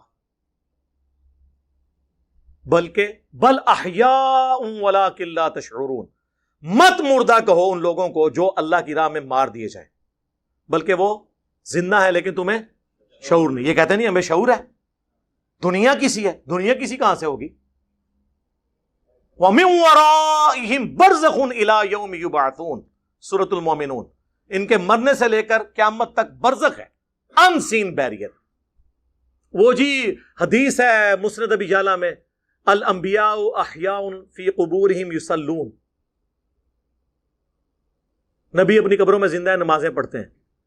اور مسلم شریف میں حدیث ہے کہ موسیٰ علیہ السلام کو نبی صلی اللہ علیہ وآلہ وسلم نے سفر معراج میں اپنی قبر میں نماز پڑھتے ہوئے دیکھا، ہوا قائم یصلی فی قبری۔ بالکل ہم مانتے ہیں، لیکن قبر مبارک آج کھولیں کوئی نبی آپ کو نماز پڑھتا ہوا نظر نہیں آئے گا، جیسے دفنایا گیا تھا ویسے ہی جسم مبارک سلامت نظر آئے گا۔ وہ نماز بھی برزخی ہے۔ شب معراج جو صحیح مسلم میں آتا ہے، نبی علیہ السلام نے اتنے سارے انبیاء کی امامت فرمائی، وہ بھی برزخی ہے، وہ دنیا کی زندگی ہے ہی نہیں ہے۔ تو یہ جب ساری باتیں کریں گے وہ کہیں گے اصل میں ہم دنیا کی زندگی پتہ کیوں کہتے ہیں؟ بڑی ہوشیار ہے، کہتے ہیں اس لیے کہ جسم مبارک سلامت ہے، اس لیے دنیا کی اسی کہتے ہیں ہم، باقی برزخی ہے۔ نہیں نہیں، پرانے گلاں پرانے بہانے، میں تے تہاڈیاں شاواں کڈ کے دساں گا۔ فضائل حج میں شیخ زکریا کاندلوی نے لکھا ہے کہ 90,000 لوگوں کی موجودگی میں حضور کی وفات کے 550 سال کے بعد 555 ہجری میں شیخ عبد القادر جیلانی رحمۃ اللہ علیہ کے مرید شیخ احمد رفاعی قبر اطہر پہ جب اشعار پڑھ رہے تھے تو قبر سے ہاتھ باہر نکلا، کیونکہ انہوں نے کہا یا رسول اللہ اپنا ہاتھ نکالے، میں نے بوسہ دینا ہے، اور انہوں نے بوسہ دیا 90,000 لوگوں کی موجودگی میں، جن میں شیخ عبد القادر جیلانی کا نام بھی ذکر کیا جاتا ہے۔ یہ دنیاوی ہاتھ ہے نا، قبر سے ہاتھ نکلنا یہ دنیاوی نہیں ہے؟ دنیاوی مانتے ہیں یہ۔ اور پھر اگلی بات، شیخ عبد القادر جیلانی نے کیوں نہیں بوسہ لیا؟ ان کو تو میں نہیں کہتا، میں کہتا ہوں میں بڑا بدبخت ہوں کہ میری موجودگی میں میرے اسٹوڈنٹ کے لیے قبر مبارک سے ہاتھ باہر نکلے اور وہ چومے اور میں چوموں ہی نہ. اور عبد القادر جیلانی پھر 295C کے حقدار ہوتے ہیں کہ نہیں؟ واقعی انجینئر. اور اس تو بڑا جھوٹ، یہ 1000 سال پرانی بات کر رہے ہیں. آج سے 50 سال پہلے بھی مسجد نبوی میں 90,000 کا مجمع نہیں آتا تھا، اور 90,000 کے مجمع میں اگر ہاتھ نکلے کتنے بندے دیکھ سکتے ہیں جب تک کہ وہ کچھ 100-150 فٹ باہر نہ آئے؟ ہاں بتائیں نا یار، ہم تو پھر انجینئرنگ کر رہے ہیں نا. اب آپ نے ہمیں یہ نہیں کہنا کہ یہ خواب کا معاملہ ہے، یہ برزخ کا معاملہ ہے. خواب نہیں سر، بیداری کی بات ہو رہی ہے. بیداری میں تو پھر بیداری والی باتیں ہوں گی. 500 بندوں میں ہاتھ نہیں نظر آتا، کہانیاں. پھر اعلیٰ حضرت نے ایک سٹیپ آگے طے کیا. انہوں نے ملفوظات اعلیٰ حضرت میں جب ان سے پوچھا گیا کہ حضرت آپ کہتے ہیں اولیاء بھی زندہ، شہید بھی زندہ، نبی بھی زندہ، کو فرق دسو. انہوں نے کہا فرق تو ہم دسنے ہیں، ساڈے بزرگ عبد الباقی زرقانی نے پہلے ہی فرما دیتا ہے. اور یہ عبد الباقی زرقانی دیوبند اور بریلوی دونوں کے روحانی ابا جی ہیں. فضائل اعمال میں بھی اس کے والے ہیں زرقانی کے. زرقانی نے لکھا ہے کہ انبیاء کی قبروں میں ان کی بیویاں بھی پیش کی جاتی ہیں، وہ ان کے ساتھ شباشی فرماتے ہیں. اے فرق ہے نبی اور غیر نبی. جی یہ اما عائشہ کے سامنے کوئی بات کرے نا پھر میں پوچھوں. جی مسند احمد میں حدیث ہے، مشکات میں موجود ہے. اما عائشہ کہتی ہیں جب تک رسول اللہ اور ابو بکر صلی اللہ علیہ وآلہ وسلم رضی اللہ عنہ میرے اجرے میں دفن تھے نا، تو میں بے دھڑک اس حصے میں چلی جاتی تھی. جب سے عمر دفن ہوئے نا تو میں پردے کے بغیر نہیں جاتی. عمر سے مجھے حیا آتی ہے. یہ نہیں کہ حضرت عمر دیکھ رہے تھے، جو قبر کے نیچے سے دیکھ سکتا ہے، کپڑے تو کوئی چیز ہی نہیں اس کے سامنے، پردہ تو کوئی چیز ہی نہیں. صرف حضرت عائشہ کا یہ تقویٰ تھا کہ وہ اس لیول تک، جس نے حضرت عثمان کہتے ہیں جب سے میں نے اپنا دایاں ہاتھ حضور کے ہاتھوں میں دیا میں نے شرمگاہ کو ہاتھ نہیں لگایا اس سے. آپ کوئی کہے گا ان کو کہ کبھی ضرورت پڑ جاتی ہے، انہوں نے اپنے اوپر یہ لازم کر لیا تھا کہ یہ ہاتھ اب اپنی شرمگاہ کی طرف بھی نہیں اٹھے گا، چاہے جائے کہ میں اس کو کسی غیر کی طرف اٹھاؤں، کیونکہ حضور کے ہاتھوں میں ہاتھ دیا ہے. تو یہ صحابہ کا تقویٰ ہوتا تھا، یہ اما عائشہ کا تقویٰ تھا کہ میں ادھر جو ہے بغیر پردے کے بھی نہیں جاتی، میں اتنا پردے کا اہتمام کرتی ہوں. اس اما عائشہ کے سامنے کوئی یہ بات کرے کہ جی نبی کی بیویاں قبروں میں پیش کی جاتی ہیں، وہ شباشی کرتے ہیں، اور جی جنت میں حوریں نہیں ملیں گی، تو وہ جنت کا باغ ہے، حضور علیہ السلام کی قبر جنت کا ٹکڑا ہے. او پائیے حوراں ملنیاں نے قیامت قائم ہونے تو بعد جدو لوگ جنت پہنچ جان گے. خدا دا نہ ہے کہ کام کر لگے ہو، اور کتنی جھوٹی تعویلات آپ کر رہے ہو بابوں کی بات کو. یہ قرآن حدیث میں کہاں لکھا ہے؟ کہتے ہیں جی اس میں گستاخی کون سی؟ گستاخی یہ ہے کہ بخاری اور مسلم دونوں میں حدیث ہے جس نے میری طرف جھوٹ منسوب کیا وہ اپنا مقام جہنم میں دیکھ لے. اب مجھے بتاؤ کہ رسول اللہ نے کب فرمایا کہ میری قبر میں بیویاں مجھ پہ پیش کی جائیں گی؟ بتاؤ، تم نے رسول اللہ پہ جھوٹ باندھا. یہ 3 عقیدے ہیں جی بتا دیے المحنت کے. قیامت تک ٹائم جے پوری ذریت حنفیہ دیوبندیہ نو بھی اور سارے علماء نو بھی اپنے اپنے بورے کھولو، ویڈیو چڑھاؤ. اے تے ویڈیو چڑھنی جے اے آرٹ کرے گی تانوں قیامت تک. میرے حال نہیں جانا، میرے حال صرف ایک بندہ ہے خوش نصیب اس روئے عرض تے. ہاں نہ اس تو پہلے نہ اس تو بعد. طارق مسعود حافظہ اللہ تعالی من الجنت والناس. آمین تے کہو آمین. وہ آئیں کیمرہ مین لے آئیں، عقائد پہ بات کریں اور جھومیں. ہاں جی، تو یہ اعزاز انہی کے لیے. اچھا یہ جو عقائد ہیں یہ میں نے آپ کو کھول کے بتا دی. ویسے اس پہ میں کافی دیر اور بھی بول سکتا تھا لیکن میں اس کو چھوڑتا ہوں. آخری علمی پوائنٹ کی طرف آتا ہوں. پیارے مامو جان اور پیارے نانا جان، ہاں انہوں نے نام لیا ہے جی. حضرت معاویہ رضی اللہ تعالیٰ عنہ سے محبت ہمارے ایمان کا حصہ ہے. تمام صحابہ سے محبت. آپ نے جو صحابہ کرام کے خلاف ایک پروپیگنڈا کیا ہوا ہے اور المہند المفند کے بارے میں جو پروپیگنڈا کیا ہوا ہے، اللہ تعالیٰ ہمارے دل میں صحابہ کرام جن میں حضرت معاویہ رضی اللہ تعالیٰ عنہ اور حضرت ابو سفیان رضی اللہ تعالیٰ عنہ جن کے خلاف آپ پروپیگنڈا کرتے رہتے ہیں، اللہ تعالیٰ ان صحابہ سے ہمیں، تمام اہل بیت سے، تمام صحابہ سے اور ان صحابہ سے بھی اللہ ہمیں محبت نصیب کرے. انہوں نے کہا کہ میں حضرت ابو سفیان رضی اللہ تعالیٰ عنہ اور ان کے بیٹے حضرت معاویہ رضی اللہ تعالیٰ عنہ پہ بات کرنے ہوں. کیا گل کرنی ہے؟ شروع کر حق چار یار کا نعرہ سب سے زیادہ شد و مت سے کس فرقے نے لگایا؟ تو ان سے پوچھے حق چار یار کا مطلب کیا ہے؟ پنجواں کیوں نہیں یار؟ خلافت راشدہ حق چار یار سیدنا ابوبکر عمر عثمان و علی رضی اللہ عنہم اجمعین وعلیہم السلام اجمعین. حق چار یار میں قیامت پوشیدہ ہے. کہتے ہیں خلافت راشدہ حق چار یار. بالکل ہم بھی مانتے ہیں, ہم ہی تو مانتے ہیں. پھر انہیں ساتھ جوڑ لیا سیاست معاویہ زندہ باد. اچھا ہم یہ پوچھتے ہیں جب حضرت علی خلیفہ راشد تھے اس وقت سیاست معاویہ کیا تھی؟ کہتا نہیں ہے بعد میں زندہ باد کہتے ہیں. نہیں پہلے پھر کیا ہے؟ میں بتاتا ہوں کیا ہے. ابو داؤد ترمذی ابن ماجہ میں حدیث ہے, تم میرے بعد بہت اختلاف دیکھو گے, دین میں نئی نئی بدعتوں سے بچنا. علیکم بسنتی وسنت الخلفاء الراشدین المہدیین, میری سنت اور میرے خلفاء راشدین کی سنت کو لازم پکڑ لینا. خلفاء راشدین کے مخالفین کو اہل البدع رسول اللہ نے فرمایا صلی اللہ علیہ وآلہ وسلم, اور کہا ان کو پکڑ لینا. جب حضرت ابوبکر کے خلاف مرتدین کھڑے ہوئے, منکرین زکوٰۃ کھڑے ہوئے, مسلمہ کذاب کے حامی کھڑے ہوئے, ہم سیدنا ابوبکر کے ساتھ رضی اللہ تعالیٰ عنہ. حضرت عمر کے دور میں اس قسم کا اندرونی فتنہ کوئی نہیں تھا, وہ بیرونی قادسیہ اور یرموک. حضرت عثمان کے خلاف جب بلوائی کھڑے ہوئے, ہم سیدنا عثمان کے ساتھ. آگے حدیث کیوں نہیں لے کے چلتے؟ جب حضرت علی کے خلاف لوگ کھڑے ہوئے جمل میں, صفین میں, نہروان میں, اس وقت تم نے اس خلیفہ راشد کو نہیں ماننا. اسی کے اوپر تو میں نے اپنا کربلا والا ریسرچ پیپر لکھ کے 200 احادیث اس میں جمع کی ہیں, جو فی البدی 5 گھنٹے اور میں شروع ہو جاؤں گا زبانی. پھر یہ تو میں اس ٹاپک میں تو اللہ کے فضل سے پی ایچ ڈی کرا چکا ہوں لوگوں کو. ان کو نہیں آپ خلیفہ راشد مانتے؟ ان لوگوں کا دفاع کرنے ہیں. ہم کہتے ہیں پہلے خلفاء راشدین کا دفاع کریں, اس کے بعد اگلی بات ہوگی. مسند احمد میں حدیث ہے, مشکات میں بھی, نبی علیہ السلام نے فرمایا اللہ تعالیٰ جب تک چاہے گا تم میں نبوت باقی رہے گی, یعنی نبی علیہ السلام, پھر اللہ مجھے اٹھا لے گا, پھر خلافت علی منہاج النبوہ قائم ہو جائے گی.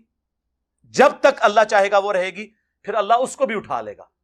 پھر کاٹ کھانے والی ملوکیت کا دور شروع ہو جائے گا, وہ بھی رہے گا جب تک اللہ چاہے گا. پھر جابر حکمرانوں کا دور شروع ہو جائے گا, وہ بھی رہے گا جب تک اللہ چاہے گا. اور پھر ایک دفعہ اینڈ پہ خلافت علی منہاج النبوہ قائم ہوگی. یہ حدیث عمر بن عبد العزیز کو کسی نے لکھ کے بھیجی, اور اس نے کہا کہ حضرت خلفاء راشدین کے بعد جو کاٹ کھانے والی, جو ڈاکٹر صاحب کہتے تھے ملکن عادن, یوں کرتے ہوتے تھے, کاٹ کھانے والی ملوکیت, کاٹ کھانے والی ملوکیت اور جابر حکمرانوں کے بعد آپ کا دور آ گیا. تو عمر بن عبد العزیز سے پہلے اور خلفاء راشدین کے درمیان کون کون تھا؟ ان کو تو حضرت عمر بن عبد العزیز سے خوش ہوئے. ایک حدیث کی شرح یہ ہے, اور ایک زیادہ مضبوط شرح یہ ہے کہ اس سے مراد یہ ہے کہ خلفاء راشدین کے بعد بنو امیہ, بنو عباس, سلطنت عثمانیہ, یہ سب کاٹ کھانے والی ملوکیت ہے جو مسلمانوں کے حکمران تھے لیکن ان پہ مسلط ہے. اس کے بعد جابر حکمران جو ہیں زبردستی ہم پہ مسلط ہوئے, کلولین پاورز, جن کا زور آ کے 20ویں صدی کے شروع میں ٹوٹا. 8 سے 150 سال پہلے تک مسلمانوں کے کوئی ملک نہیں تھے, اکا دکا ملک تھے. سلطنت عثمانیہ ٹوٹنے کی میں بات کروں, اس کے بعد آہستہ آہستہ ملک بننے شروع ہوئے, آزادیاں لینی شروع کی, اور اب خلافت علی منہاج النبوہ کی باتیں شروع ہو گئی ہیں. آپ دیکھ لیں بریلویوں میں بھی حسینی پیدا ہو گئے, حنیف قریشی صاحب حفظہ اللہ تعالی, دیوبندیوں میں مولانا طارق جمیل صاحب حفظہ اللہ تعالی, اور تازہ تازہ خبر تو آ چکی ہے آپ کے پاس, اہل حدیث میں عمر صدیق صاحب حفظہ اللہ تعالی, کیا کر دیا انہوں نے.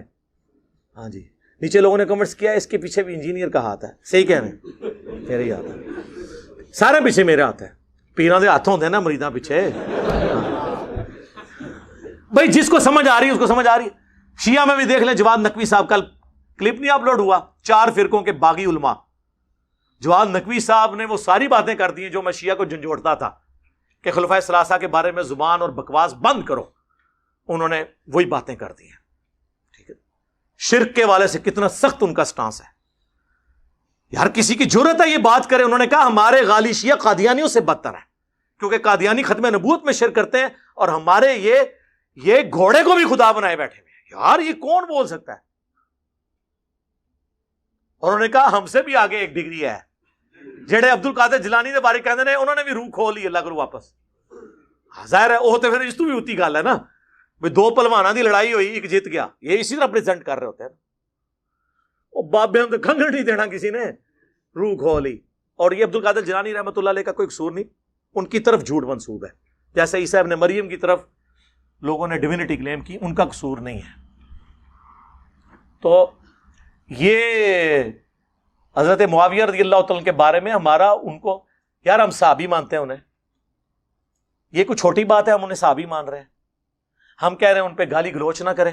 ہمارا اختلاف یہ کہ رسول اللہ کیا فرما کے گئے ہیں صلی اللہ علیہ وسلم. مسند احمد کی حدیث سن لی, ابو داؤد ترمذی میں حدیث ہے, نبی علیہ السلام نے اس کا بریک اپ بھی دیا ہے.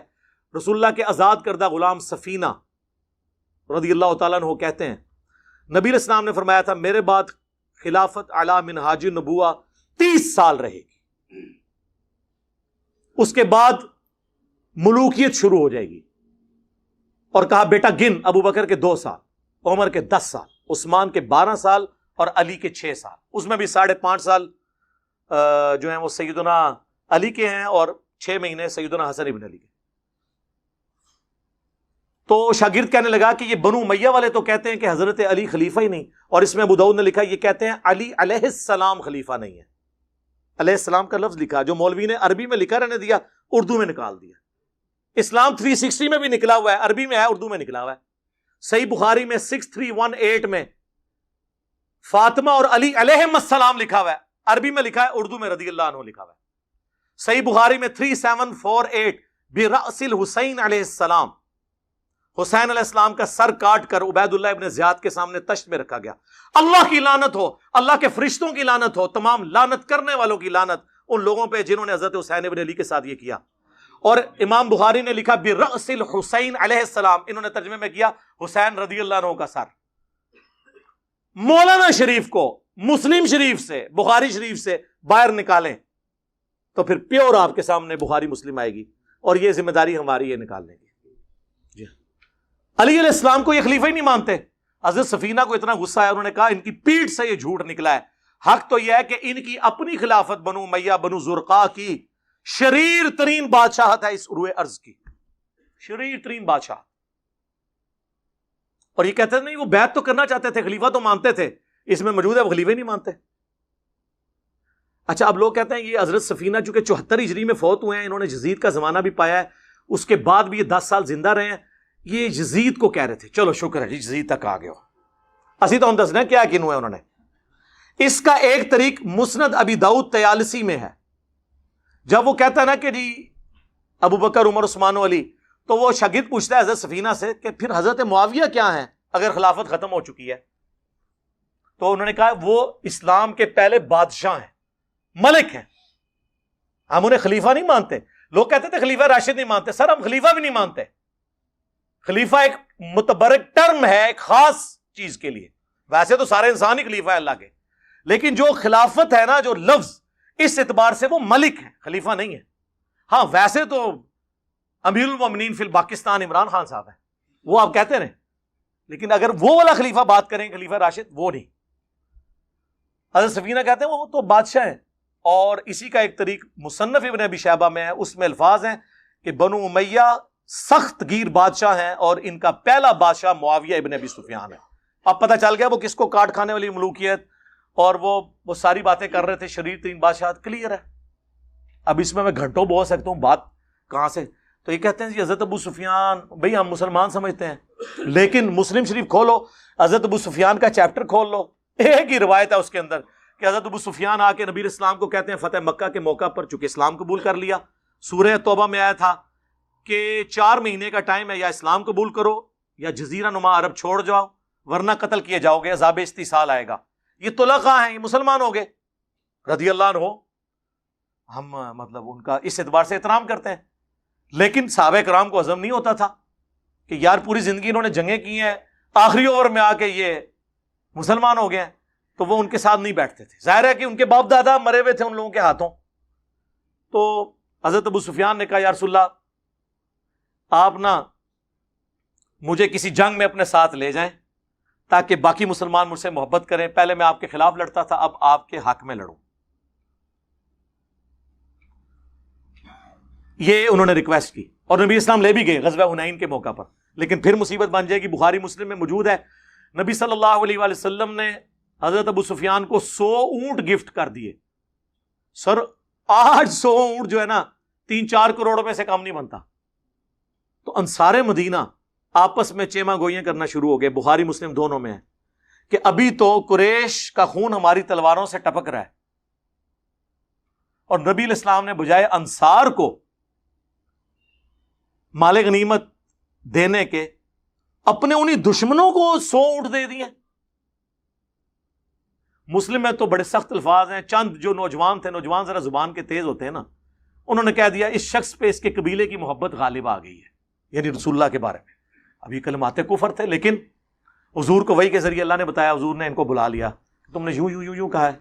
رسول اللہ سینئر بیچ میں بڑا, ان کا یہ بچے ہیں جی, انہوں نے جذبات میں کہہ دیا.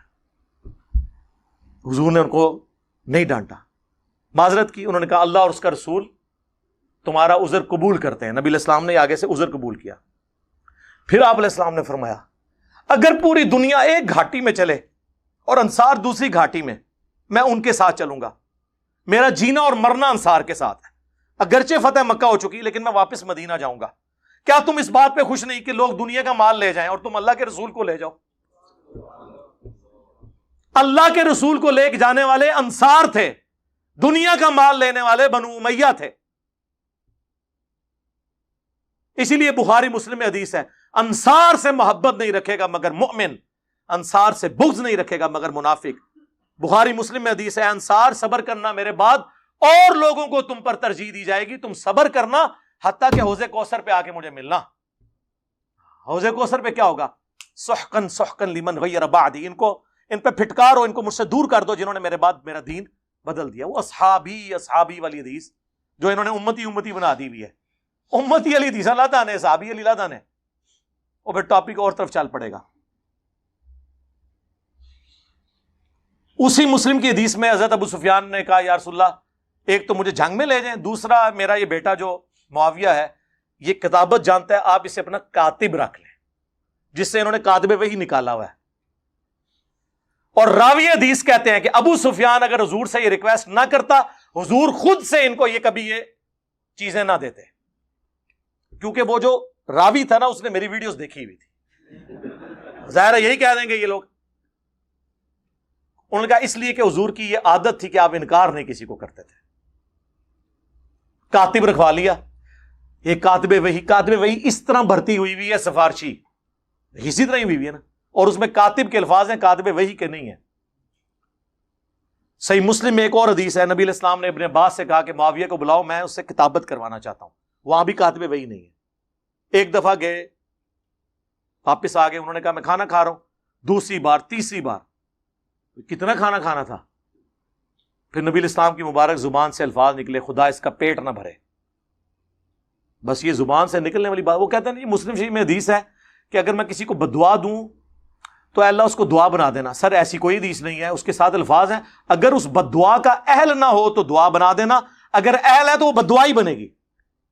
جی جن کو دعائیں لگی ہوئی ہیں نا وہ پتہ ہے ہمیں.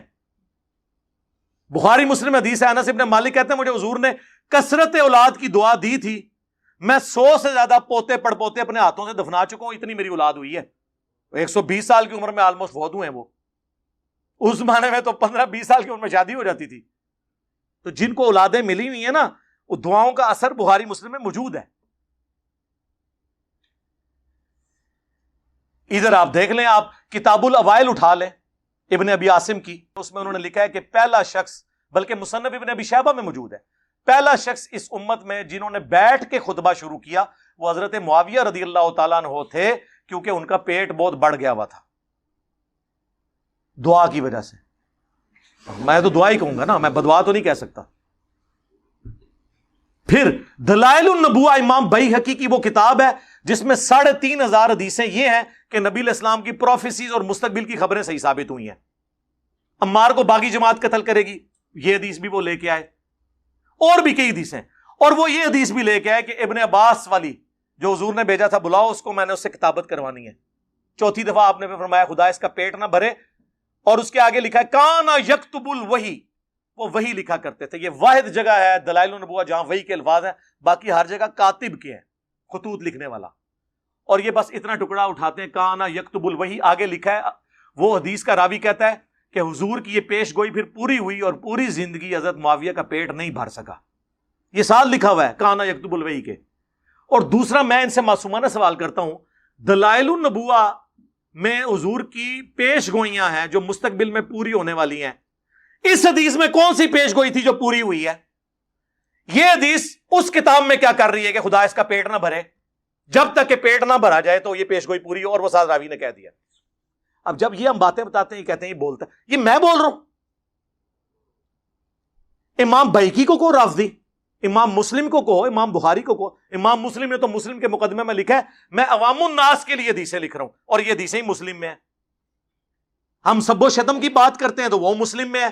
6229 بخاری میں کچھ حصہ ہے اس کا کہ بنو مروان کہا کرتے تھے، ممبروں پہ بلا کے لوگوں کو، صحابہ کرام کو مجبور کرتے تھے کہ حضرت علی پہ لعنت کرو. الفاظ ہے لعن اللہ ابا التراب، نعوذ باللہ. یہ کہتے ہیں سب کا مطلب تنقید ہوتا ہے. لعنت کے الفاظ مسلم میں موجود ہیں، مسلم میں موجود ہے. حضرت سعد ابن ابی وقاص کو مجبور کیا گیا، انہوں نے انکار کیا. اس پہ میرا لیکچر حضرت معاویہ 15 امام اہل سنت کی نظر میں، یہ میری ویڈیو آپ 2-2.5 گھنٹے کی دیکھیں، طبیعت آپ کی صاف ہو جائے گی. تسی بیٹھے کتے ہو؟ او باہر نکلو، تو انہوں پتہ ہی نہیں دنیا بدل چکی ہے. خلفائے راشدین کے خلاف بغاوت کرنے والوں کو نبی علیہ السلام نے باغی کہا ہوا ہے. بخاری مسلم دونوں میں حدیث ہے. باقی صاحب ایک ایک پتھر اٹھا کے لا رہے تھے. عمار ابن یاسر نے 2 پتھر اٹھائے ہوئے تھے مسجد نبوی کی تعمیر کے دوران. 60 سال کی عمر، آلموسٹ 50 سے 60 کے درمیان، 2 پتھر اٹھائے ہوئے. حضور نے اپنے مبارک ہاتھوں سے داڑھی اور سر سے مٹی کو صاف کر کے کہا ہوا، اے عمار تو دین کے لیے اتنی خدمت کر رہا ہے، تجھے ایک باغی جماعت قتل کرے گی، تو انہیں اللہ اور جنت کی طرف بلا رہا ہوگا، اور وہ جماعت تجھے آگ کی طرف، دوزخ کی طرف بلا رہی ہوگی. تو حضرت عمار نے کہا اے اللہ میں اس فتنے سے تیری پناہ میں آتا ہوں. لیکن آزمائش تو ہونی تھی. ہم پوچھتے ہیں کس رضی اللہ عنہ نے، کس رضی اللہ عنہ کے کہنے پر عمار رضی اللہ عنہ کو قتل کیا؟ بتاؤ. امیر معاویہ کانفرنس کر رہے ہو، کرو، 100 دفعہ کرو. عمار ابن یاسر کی بھی ایک کانفرنس کر، بتاؤ لوگوں کو. اور اس جنگ نے کلیئر کر دیا کون حق پہ ہے. مسند احمد میں 4 احادیث میں نے اپنے ریسرچ پیپر میں ڈالی ہیں. اینڈ تے میں تعارف کراواں گا اودا فری، پوری دنیا جاندا ہے، تسی بھی لے لینا، ایتھے سارے نو فری ملے گا انشاءاللہ. مسند احمد میں حدیث موجود ہے، ابو الغادیہ ایک صحابی تھا صلح حدیبیہ کا، اس نے عمار کو قتل کیا. مسند احمد میں یہ حضرت عمر بن عاص کانپتے ہوئے آئے، حضرت معاویہ سے کہا کہ وہ تو عمار قتل ہو گیا، اور حضور نے فرمایا تھا باقی جماعت قتل کرے گی. تو حضرت معاویہ نے کہا تو اپنے پیشاب میں ہی پھسلتا ہے، خود لوگوں کو بتا رہا ہے یہ بات، ہم نے اس کو مارا، نہ علی لے کے آتا نہ وہ قتل ہوتا. پھر مولا علی نے بھائی پھکی دی تھی، انہوں نے کیا پھر حمزہ دا قاتل رسول اللہ سن، نہ رسول اللہ لے کے آندے نہ حمزہ قتل ہوندا. ایک تو کیڑی گل کیتی ہے. پھر مسند احمد میں یہ عمار کا قاتل اور مال لوٹنے والا جہنم کی آگ میں ہے. اس کی وجہ سے ابو الغادیہ روتا تھا. عبداللہ بن عمر بن عاص کہتے ہیں میں بیٹھا تھا تو 2 بندے حضرت عمار کا کٹا ہوا سر لے کے اور آپس میں لڑ رہے تھے، منو نام دیو، منو نام دیو. تو ادھے کو نہیں لے کے گئے سن نا جہدے کو نام لینا سی. تو عبداللہ بن عمر بن عاص کہتے ہیں تم ایک دوسرے کو چھوڑ دو، ایک دوسرے پہ ڈال دو بات، کیونکہ میں نے رسول اللہ سے سنا تھا عمار کا قاتل اور مال لوٹنے والا جہنم کی آگ میں ہے. ہاں تسی دوسرے دے کھاتے جی پاؤ بھائی، نکل جاؤ ادھر چوں. تو حضرت معاویہ نے کہا پھر تو ساڈے نال کی پہ لینا ہے؟ انہوں نے کہا میں تواڈے نال ضرور ہاں، لیکن میں نے آپ کے ساتھ مل کے علی کے خلاف کبھی جنگ نہیں کی، کیونکہ میرا باپ آپ کا حامی ہے، اور مجھے حضور نے کہا تھا کہ اپنے باپ کی خدمت کرنا، میں اس کی وجہ سے رکا ہوں، عمر بن عاص کی وجہ سے، ورنہ میں تم لوگوں کی اس ایکٹیویٹیز میں حصہ نہیں ہوں. ابن حجر اسقلانی نے کہا کہ وہ نا حضرت ابو الغادیہ چونکہ صلح حدیبیہ کے صحابی ہیں، ان کو فضیلت کفایت کر جائے گی. صحیح مسلم کی حدیث کہ جنہوں نے درخت کے نیچے میری بیعت کی ان کو آگ نہیں چھوئے گی. تو شیخ البانی جو اس دور کے امام بخاری ہیں ایٹ لیسٹ اہل حدیث کے نزدیک، البانیہ کے تھے، سعودیہ میں آئے، پھر یہاں سے بھی نکل گئے، محدث اعظم سعودیہ. انہوں نے سلسلہ حدیث صحیحہ میں 2008 نمبر میں انہوں نے حدیث میں انہوں نے کہا بڑی مشکل تعویل کر رہے ہو، جب رسول اللہ نے خاص فرمار دیا عمار کے قاتل کے لیے تو صلح حدیبیہ والی فضیلت اس سے اٹھ چکی ہے. تسی نا جھوٹی وکالتاں کرو نبی نال، جو مولانا ساق صاحب فرماتے تھے رحمہ اللہ، نبی نال ٹکر لیندے ہو، اپنی آخرت کی فکر کرو، نبی سے ٹکر نہیں لینی. یار یہ اتنا کچھ ہے بیان کرنے کو، آپ لوگوں کو تو پتہ ہے، آپ لوگ سنتے رہتے ہیں، یہ تو مطلب اس کا اینڈ ہی نہیں ہونا. میں کہاں کیا کیا چیزیں بیان کروں، مسلم شریف سے، بخاری شریف سے، نہ ختم ہونے والی چیزیں. اب میں آپ کو اصول برکت کے لیے، چونکہ یہ بابوں کو بہت مانتے ہیں، ان کے بابوں کا حوالہ آپ کو مجھے زبانی تو مجھے بہت کچھ یاد ہے. سب سے پہلے امام ابو حنیفہ رحمہ اللہ تعالی کے مناقب کے اوپر جو کتاب لکھی گئی، اردو میں بھی اس کا کافی سارا حصہ آ چکا ہے، ہم دونوں انشاءاللہ ریفرنسز لگا دیں گے. انہوں نے اپنے شاگردوں سے فرمایا کہ جانتے ہو کہ اہل شام ہم سے کیوں بغض رکھتے ہیں؟ تو شاگردوں نے کہا معلوم نہیں. تو انہوں نے فرمایا اس لیے کہ ہمارا یہ عقیدہ ہے کہ اگر ہم حضرت علی رضی اللہ تعالیٰ عنہ کے زمانے میں ہوتے تو حضرت معاویہ ابن سفیان رضی اللہ تعالیٰ عنہ کے خلاف حضرت علی کی حمایت میں قتال کرتے، جنگ لڑتے، ظاہر قرآن کا حکم پورا کرتے. سورہ الحجرات کی آیت نمبر 9 ہے کہ جب مسلمانوں کا کوئی گروہ باغی ہو جائے تو اس کے خلاف قتال کرو یہاں تک کہ وہ توبہ پر آمادہ ہو جائے. تو اس کے تحت سیدنا علی کے ساتھ مل کر، ہم خلیفہ راشد کے ساتھ مل کر باغی جماعت کے خلاف قتال کرتے. یہ حضرت امام ابو حنیفہ رحمۃ اللہ علیہ کا فتویٰ ہے. اب مجھے ان کے اوپر بھی گستاخی کا کوئی فتویٰ چاہیے، آپ کی جرت نہیں ہوگی، کیونکہ آپ کو پتا ہے کہ انہوں نے بات ٹھیک کی ہے. بخاری مسلم کی جو حدیث ہے قتل عمار والی، اس کے اوپر حنفیوں کے امام حنیفہ کے بعد چند جو بڑے بزرگ ہیں ان میں سے علامہ بدر الدین عینی ہیں، المتوفا 855 ہجری، جنہوں نے بخاری کی شرح لکھی ہے عمدۃ القاری. جس طرح فتح الباری لکھی گئی ابن حجر اسقلانی کی المتوفا 852، ایک زمانے میں دونوں ہوئے ہیں. حنفی ان کو مانتے ہیں. انہوں نے قتل عمار والی حدیث کے اوپر کامنٹس کیے کہ اس حدیث کے بعد جو لوگ یہ کہتے ہیں نا کہ حضرت معاویہ کی پارٹی کو 1 اجر ملے گا چونکہ وہ اجتہادی خطا پہ تھے اور حضرت علی کو 2 اجر، تو میں ان سے کہوں گا کہ اجر کس بات کا؟ جب یہ کلیئر ہو گیا کہ عمار کو ایک باغی جماعت قتل کرے گی، اس حدیث کے باوجود حضرت معاویہ نے قتل عمار کے بعد بھی اپنی غلطی نہیں مانی، تو اجر کس بات کا؟ کیا حضرت معاویہ اس پہ خوش نہیں ہے کہ انہیں برابر چھوڑ دیا جائے؟ یہ علامہ عینی لکھ رہا ہے، میں نہیں. وہ کہنے بھائی جی بچ جائے ہی بڑی گل ہے، تسی دفاع کرنا آئے ہو، جاؤ اپنا کتابیں جا کے پڑھو، او پڑھ کے آؤ یار، کوئی علم حاصل کرو. تو انہوں پتہ ہی نہیں ہے کہ کیا کچھ لکھا ہوا ہے.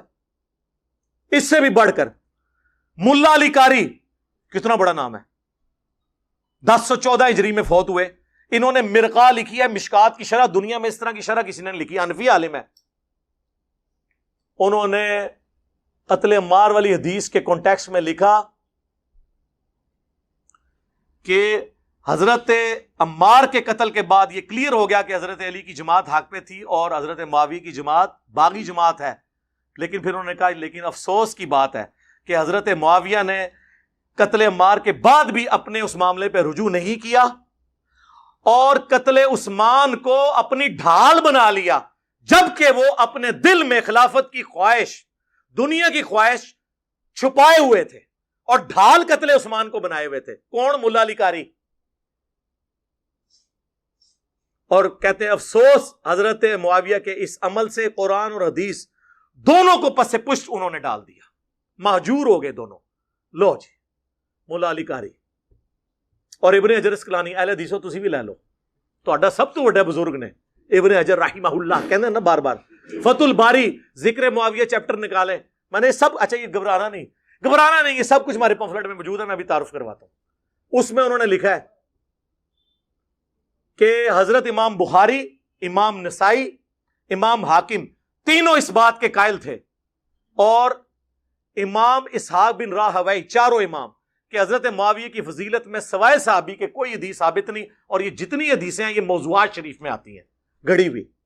پھر کنکلوڈ کرتے ہوئے انہوں نے لکھا کہ ایک بار عبداللہ بن احمد بن حنبل نے اپنے باپ امام احمد بن حنبل سے پوچھا، جسے یہ مشاجرات صحابہ کے فتوے لاتے ہیں، کہ بتائیے علی اور معاویہ کا کیا معاملہ تھا. انہوں نے کہا، تھوڑی دیر خاموش ہو گئے، پھر انہوں نے کہا کہ بیٹا سن لے، علی کے دشمن بہت تھے جنہوں نے بڑی کوشش کی کہ علی کو نیچا کریں لیکن نہیں کر سکے. تو پھر یہ ایک اس شخص کی فضیلت بنانا شروع ہو گئے جو ان سے جنگیں کر چکا تھا اور اس کے بارے میں یہ فضائل بیان کرنے شروع کر دیے. ابن حجر یہ لکھ کے کہتے ہیں کہ عام نمبر یہ بتانا چاہ رہے ہیں کہ سب کہانیاں ہیں, کہانی شریف ہے, موضوعات شریف, گڑھی ہوئی شریف میں سے ہے. اتنا کچھ احادیث کی کتابوں میں موجود ہے. فی البدی میں بیان کرنا شروع کروں تو یعنی 3-4 گھنٹے اور لگ جائیں گے. میری کئی ویڈیوز ہیں, وہ آپ دیکھ لیں. میں آپ کو اینڈ پہ نا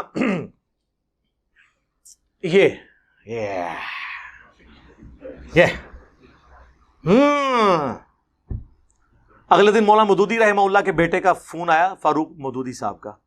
کہتے ہیں آپ نے صدیوں کا قرض اتارا ہے اہل بیت کا دفاع کر کے. یہ خلافت و ملوکیت کا دفاع ہے, کہانی شریف نہیں, حکمرانوں کی لکھوائی ہوئی تاریخ نہیں, بلکہ احادیث سے 200 احادیث. یہ پمفلٹ ہے, واقعہ کربلا کا حقیقی پس منظر, 72 صحیح الاسناد احادیث کی روشنی میں. 72 کا ٹائٹل شہدائے کربلا کی نسبت سے ہے, حدیثیں 200 ہیں. 33 نمبر کے اوپر غدیر خم کے 8 طرق ہیں, ایک نمبر پہ گئی. اور یہ آپ پڑھیں آپ, اور یہ سب دنیا میں کہیں بھی بیٹھے ہوئے ہیں, ہماری ویب سائٹ سے اسے ڈاؤن لوڈ کریں مفت میں, عربی میں بھی, اردو میں بھی, ہندی میں بھی, انگلش میں بھی, بنگالی میں بھی, بنگلہ زبان میں بھی. مفت سافٹ ویئر کے تھرو آپ PDF اس کا یوز کریں, ڈاؤن لوڈ کریں ہماری ویب سائٹ سے ڈاؤن لوڈ کر کے. اور اگر کسی نے پاکستان میں منگوانا ہے, ڈاک میں فری آئے گا, صرف 300 TCS کا آپ نے خرچہ دینا ہے. یہ 200 حدیثیں, اس کے ساتھ 8 ریسرچ پیپر اور 3 اذکار کارڈ, یہ 12 کا پیکج. جو جتنے لوگ یہاں 300-400 ہر سنڈے کو آتے ہیں ان کو فری ملتا ہے, یہاں ایک دفعہ فری ملے گا, اگلی بار نو پروفٹ نو لاس پہ. اور دنیا میں جہاں کے آپ منگوائیں آپ کو فری ملے گا, صرف ڈاک کا آپ نے 300 روپیہ دینا ہے. یہ میں سارا کور نہیں کرتا, صرف اس کے ٹائٹل کی ہیڈنگز پڑھ دیتا ہوں تاکہ آپ کو پتا چل جائے کہ ادھر ہے کہ ہے. سنو, منہج نبی صلی اللہ علیہ وآلہ وسلم پر قائم خلافت راشدہ کی صحیح مدت کتنی تھی, اور خلافت کے اہل حقیقی خلفائے راشدین کون ہیں, پہلا ٹاپک. دوسرا, خلیفہ راشد سے بغاوت بدعت ہے. جنگ جمل, صفین اور نہروان میں سیدنا علی کی حقانیت اور شہادت سیدنا عثمان کے اصلی اسباب. یہ کہتے ہیں وہ ایک عبداللہ بن سبا سی, نا. اور پھر کہتے ہیں خارجیوں نے شہید کیا. اور خارجی کی ٹرم تو بخاری مسلم میں حضرت علی کے مخالفین کے لیے ہیں, ان کو بلوائی کہا جاتا ہے. انہوں نے اس کو پیچھے کرنے کے لیے ادھر خارجی بولنا شروع کر دیا. وہ تو نہ ہی نہیں بولنے آتے کہ خارجی کیوں کہنا ہے, بلوائی کیوں کہنا ہے. اچھا جی, اس میں نے بتایا کہ بنو امیہ ہی سبب بنی ہے. تیسرا ٹاپک, رسول اللہ صلی اللہ علیہ وآلہ وسلم نے اپنی وفات سے 1 مہینے قبل مستقبل میں ہونے والے حکومتی بگاڑ سے متعلق غیبی خبریں دے دی تھیں. چوتھا ٹاپک, چوتھے خلیفہ راشد سیدنا علی کے فضائل کا بیان اور ان پر ممبروں سے لعنت کرنے کی بدعت کب اور کس نے ایجاد کی. پانچواں ٹاپک, حضرت معاویہ رضی اللہ تعالیٰ عنہ کو حکومت مل جانے کے بعد سے بتدریج امت پر کیسی ملوکیت مسلط ہوئی اور اس کا بھیانک نتیجہ کیا نکلا.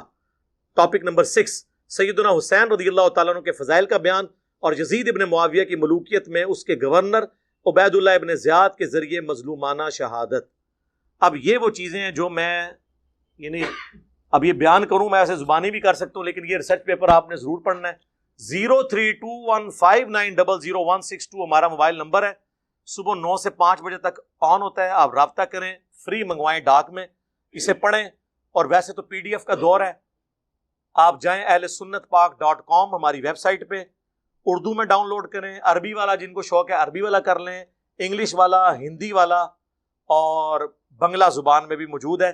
ویسے تو عربی میں آ گیا تو ساری زبانوں میں, اور اردو میں آپ آسانی سے پڑھ سکتے ہیں, آپ سب کو مل بھی جائے گا. تو اب مجھے بتائیں, جو میں نے آیت شروع میں پڑھی تھی, وَمَكَرُوا وَمَكَرَ اللَّهُ وَاللَّهُ خَيْرُ الْمَاكِرِينَ, انہوں نے بھی مکر کیا, اللہ نے بھی اپنی خفیہ تدبیر فرمائی. اللہ سب سے بڑھ کر بہتر خفیہ تدبیر فرمانے والا ہے. تو یہ جو خفیہ تدبیر ہے, اس شر میں سے کتنا بڑا خیر نکلا. ٹھیک ہے, باقی کسی کو ڈسارڈ ہونے کی ضرورت نہیں ہے کہ جی وہ قابو نہیں آئے. انشاءاللہ آ جائیں گے انشاءاللہ, کبھی نہ کبھی تو آئیں گے نا. تو آپ بے فکر رہیں. وہ جو انہوں نے مکر چلنے کی کوشش کی تھی, اس کی وجہ سے مجھے پھر یہ پوری تفصیلی باتیں کرنی پڑی ہیں. باقی ساری ریزنز میں نے آپ کو بتا دی ہیں.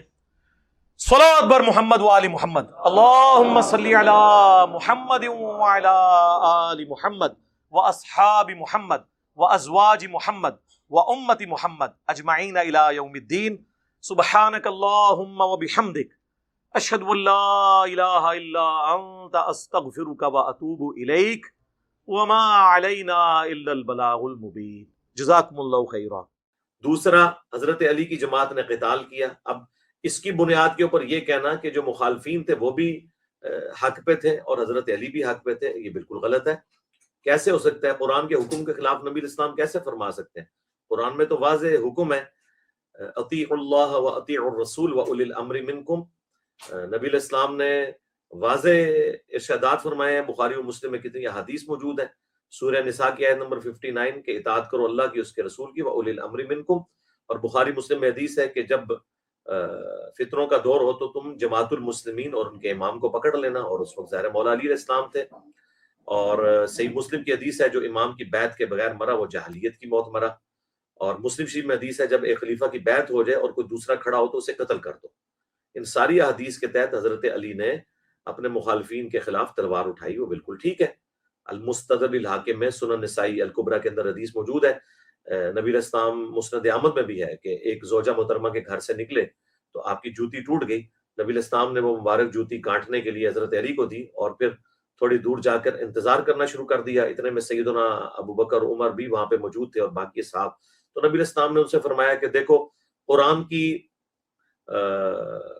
جو تفسیر ہے اس کی خاطر، قرآن کی جو تنزیل ہے، قرآن کا نزول، اس کی خاطر مجھے کافروں کے خلاف ایز اے لاسٹ ریزارٹ تلوار اٹھانی پڑی۔ لیکن تم میں ایک ایسا شخص بھی ہے، ایسا خوش نصیب ہے وہ شخص کہ جو مسلمانوں کے خلاف تلوار اٹھائے گا قرآن کی تفسیر کے لیے، جس طرح مجھے اٹھانی پڑی کافروں کے خلاف۔ تو یہ اتنی بڑی خوشخبری تھی کہ حضرت ابوبکر نے کہا انا یا رسول اللہ، یا رسول اللہ میں ہوں؟ فرمایا نہیں۔ حضرت عمر نے کہا انا یا رسول اللہ، فرمایا نہیں۔ حالانکہ رسول اللہ یہ نہیں کا لفظ بولتے ہی نہیں تھے، اس موقع پہ آپ نے بولا۔ پھر آپ نے فرمایا بلکہ وہ شخص ہے جو میری جوتیاں گانٹ رہا ہے۔ تو صحابہ کرام دوڑے حضرت علی کو خوشخبری سنانے کے لیے کہ آپ نے آن دا بہاف آف پروفٹ مسلمانوں کے خلاف تلوار اٹھانی ہے۔ تو حضرت علی کا ایکسپریشن چہرے کا ایسا تھا کہ صحابہ کہنے لگے کہ ہمیں سمجھ آ گئی کہ حضرت علی کو یہ بات پہلے سے پتہ ہے کہ انہوں نے قرآن کے حکم کے مطابق مسلمانوں پہ تلوار سونتنی ہے، کیونکہ قرآن میں حکم ہے سورہ الحجرات میں کہ اگر مسلمانوں کا کوئی گروہ باغی ہو جائے تو اس کے خلاف قتال کرو یہاں تک کہ وہ توبہ پر آمادہ ہو۔ تو حضرت علی اس کی پریکٹیکل تفسیر تھے۔ تو یہ بالکل ون سائیڈڈ مقدمہ ہے۔ یہ کیسے ہو سکتا ہے کہ مخالف جو اللہ کا حکم توڑ رہے ہیں، رسول کا حکم توڑ رہے ہیں، اور وہ ریٹ آف دی گورنمنٹ کو چیلنج کر رہے ہیں اور بغاوت پہ اترے میں، وہ بھی حق پہ ہیں اور حضرت علی زیادہ حق پہ ہیں؟ بالکل غلط۔ یہ عربی کا ایک محاورہ ہے۔ سورہ آل عمران میں اللہ تعالیٰ نے منافقین کے لیے بھی کہا کہ اس دن وہ ایمان سے زیادہ کفر کے اقرب تھے۔ تو اس کا کیا مطلب ہے کہ منافقین میں ایمان بھی ہوتا ہے؟ نہیں، اقرب الی الحق، حق والا، کیونکہ باقی حدیث کو سپورٹ کر رہی ہیں کہ مار کو باغی جماعت قتل کرے گی، مار انہیں اللہ اور جنت کی طرف بلائیں گے، وہ جماعت جہنم کی طرف بلا رہی ہوگی۔ اس میں بالکل واضح ایک موجود ہے چیز۔ اور جنگ جمل کے حوالے سے بھی کتنی احادیث موجود ہیں۔ تو نبی علیہ السلام نے پہلے ہی بتا دیا تھا کہ مسلمانوں کے خلاف تلوار حضرت علی نے اٹھانی ہے، اور یہ ساری باتیں میں نے کمبائنڈ فارم میں 5B ریسرچ پیپر میں لکھی ہوئی ہیں۔ اقرب الی الحق کی بھی میں نے ڈیفینیشن کی ہوئی ہے۔ تو اقرب الی الحق کا مطلب ہے حق والا، مخالف حق پر کسی صورت بھی نہیں ہے ریٹ آف دی گورنمنٹ کو چیلنج کرنے والا۔ ورنہ تو حضرت ابوبکر کے خلاف جو منکرین زکوٰۃ کھڑے ہوئے ہیں تو مسلمان ہی تھے نا، زکوٰۃ تو مسلمانوں سے لی جاتی ہے، انہیں بھی ہم کہیں گے کہ وہ حضرت ابوبکر اقرب الی الحق تھے اور دوسرے بھی حق پہ تھے۔ یہ کیسے ہو سکتا ہے؟ حضرت علی کی دفعہ ان کے دل کا بغض باہر آ جاتا ہے، کیونکہ لوگوں نے وہ حدیث فٹ کر دی نا بخاری مسلم کی کہ حکمران جب اجتہاد کرے تو درست اجتہاد ہو تو 2 اجر ہیں، غلط کرے تو 1 اجر ہے۔ تو بھئی یہ تو حکمران کے لیے ہے، اس پہ تو امام بخاری نے باب باندھا ہے کہ حکمران نے وقت جب اجتہاد کرے، یعنی حضرت علی اگر جنگ جمل صفین نہرمان غلط لڑتے تب بھی 1 اجر پاتے۔ اب انہوں نے الحمدللہ صحیح وہ جنگیں لڑی، انہیں ڈبل اجر۔ مخالفین کا تو کہیں ہے ہی نہیں ذکر، مخالفین تو باغی تھے، یعنی دین سے باغی نہیں، شرعی طور پر باغی۔ جس طرح کہ حضرت ابوبکر کے خلاف باغی کھڑے ہوئے منکرین زکوٰۃ، حضرت عثمان کے خلاف باغی کھڑے ہوئے، اس طرح حضرت علی کے خلاف جو لوگ کھڑے ہوئے یہ باغی تھے۔ شریعت کی ٹرم ہے، دین سے باغی نہیں بلکہ خلیفہ وقت کی اطاعت سے انہوں نے روگردانی کی۔ تو واضح قرآن میں حکم ہے جب مسلمانوں کا گروہ بغاوت کرے اس سے جنگ کرو یہاں تک کہ وہ آمادہ ہو۔ تو قرآن میں تو یہ اللہ نے حکم دیا مسلمان سے جنگ کرنے کا، اللہ کے لیے جنگ لڑنا تو سورہ حجرات میں موجود ہے کہ مسلمانوں کے خلاف تلوار اٹھاؤ جب وہ باغی ہو جائیں۔ اور قرآن میں حکم ہے وَأُولِي الْأَمْرِ مِنْكُمْ، اطاعت کرو اللہ کی اور اس کے رسول کی اور اولو الامر کی. اور بخاری مسلم میں حدیث ہے کہ جب اختلاف ہو تو جماعت المسلمین ان کے امیر کو پکڑ لینا. حضرت علی جماعت المسلمین کے امیر تھے اس وقت جو جماعت المسلمین تھی. یہ آپ کی وہ تکفیری جماعت المسلمین کی بات نہیں ہو رہی، مسلمانوں کی جو جماعت. اور صحیح مسلم میں حدیث ہے جب ایک خلیفہ کی بیعت ہو جائے کوئی دوسرا بغاوت کرے اسے قتل کر دو. تو اس لحاظ سے حضرت علی کے خلاف جو کھڑے ہوئے وہ حدیث کے تحت واجب القتل تھے، اسی لیے تو قتال کیا. اور مسلم شریف کی حدیث جو خلیفہ وقت کی بیعت کے بغیر مرا وہ جہلیت کی موت مرا. کتنی مطلب سخت قسم کی باتیں. تو اس طرح کی یعنی وہ یہ تو اس سے ریلیٹڈ ہے. تو یہ تو شروحات باقاعدہ محدثین نے اس کی بیان کی ہوئی ہیں. 7083 نمبر حدیث جو بخاری کی ہے. الحمدللہ یہ بالکل واضح ون سائیڈڈ مقدمہ ہے. اور دیکھیں جو لوگ نیوٹرل لے ہیں نا اپنے زمانے میں انہوں نے بھی توبہ کی ہے. عبداللہ بن عمر کے بارے میں آتا ہے مجموع الزوائد کے اندر اور المستدرک للحاکم کے اندر. وہ کہتے ہیں یہ میں نے سب کچھ 5B ریسرچ پیپر کربلا والے میں نے ڈالا ہوا ہے کہ مجھے پوری زندگی کوئی دکھ نہیں کہ میں نے کبھی نماز یا کوئی اور چیز چھوڑی ہو سوائے ایک چیز کے کہ میں نے حضرت علی کے ساتھ مل کر فئۃ الباغیہ، اس باغی جماعت جو حضرت علی کے مخالفین تھے، اہل جمل، صفین، نہروان، ان کے خلاف میں نے تلوار کیوں نہیں اٹھائی.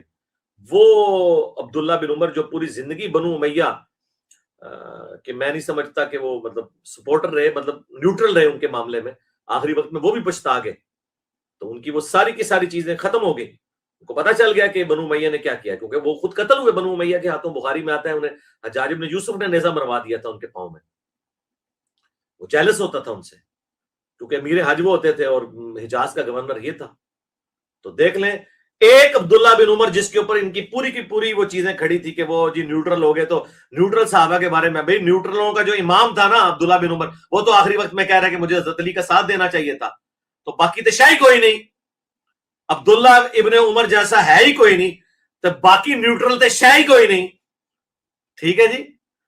صلو علی محمد وآل محمد، اللہم صلی علی محمد وعلی آل محمد واصحاب محمد وازواج محمد اجمعین الی یوم الدین. میں نے ہمیشہ کہا صحیح بخاری 2812 عمار کو ایک باغی جماعت قتل کرے گی. عمار انہیں اللہ اور جنت کی طرف بلا رہے ہوں گے اور وہ جماعت دوزخ کی طرف بلا رہی ہوگی. ویسے تو ہمیں بچپن سے کورسز کے اندر کتابوں میں اسلامیات کی پڑھایا جاتا ہے کہ جی اسلام کے پہلے شہید کون ہے؟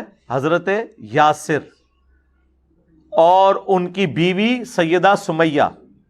مردوں میں حضرت یاسر اور عورتوں میں ان کی بیوی سیدہ سمیہ. اور یہ دونوں ماں باپ کس کے ہیں؟ عمار ابن یاسر کے. ٹھیک ہے. یہ دو تو اسلام کے پہلے شہداء ہیں اور جو ان کا بیٹا جس سنا ہے کہ وہ بھی شہید ہو گیا تھا.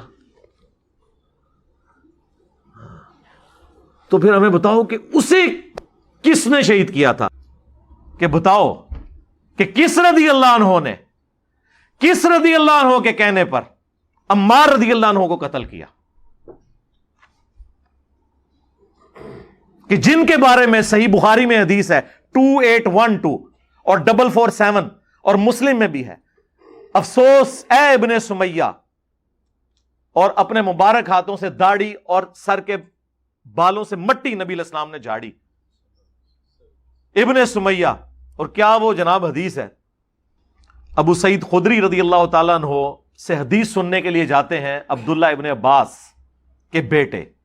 بخاری کے الفاظ ہیں کہ عبداللہ ابن عباس کا بیٹا تھا علی بن عبداللہ بن عباس.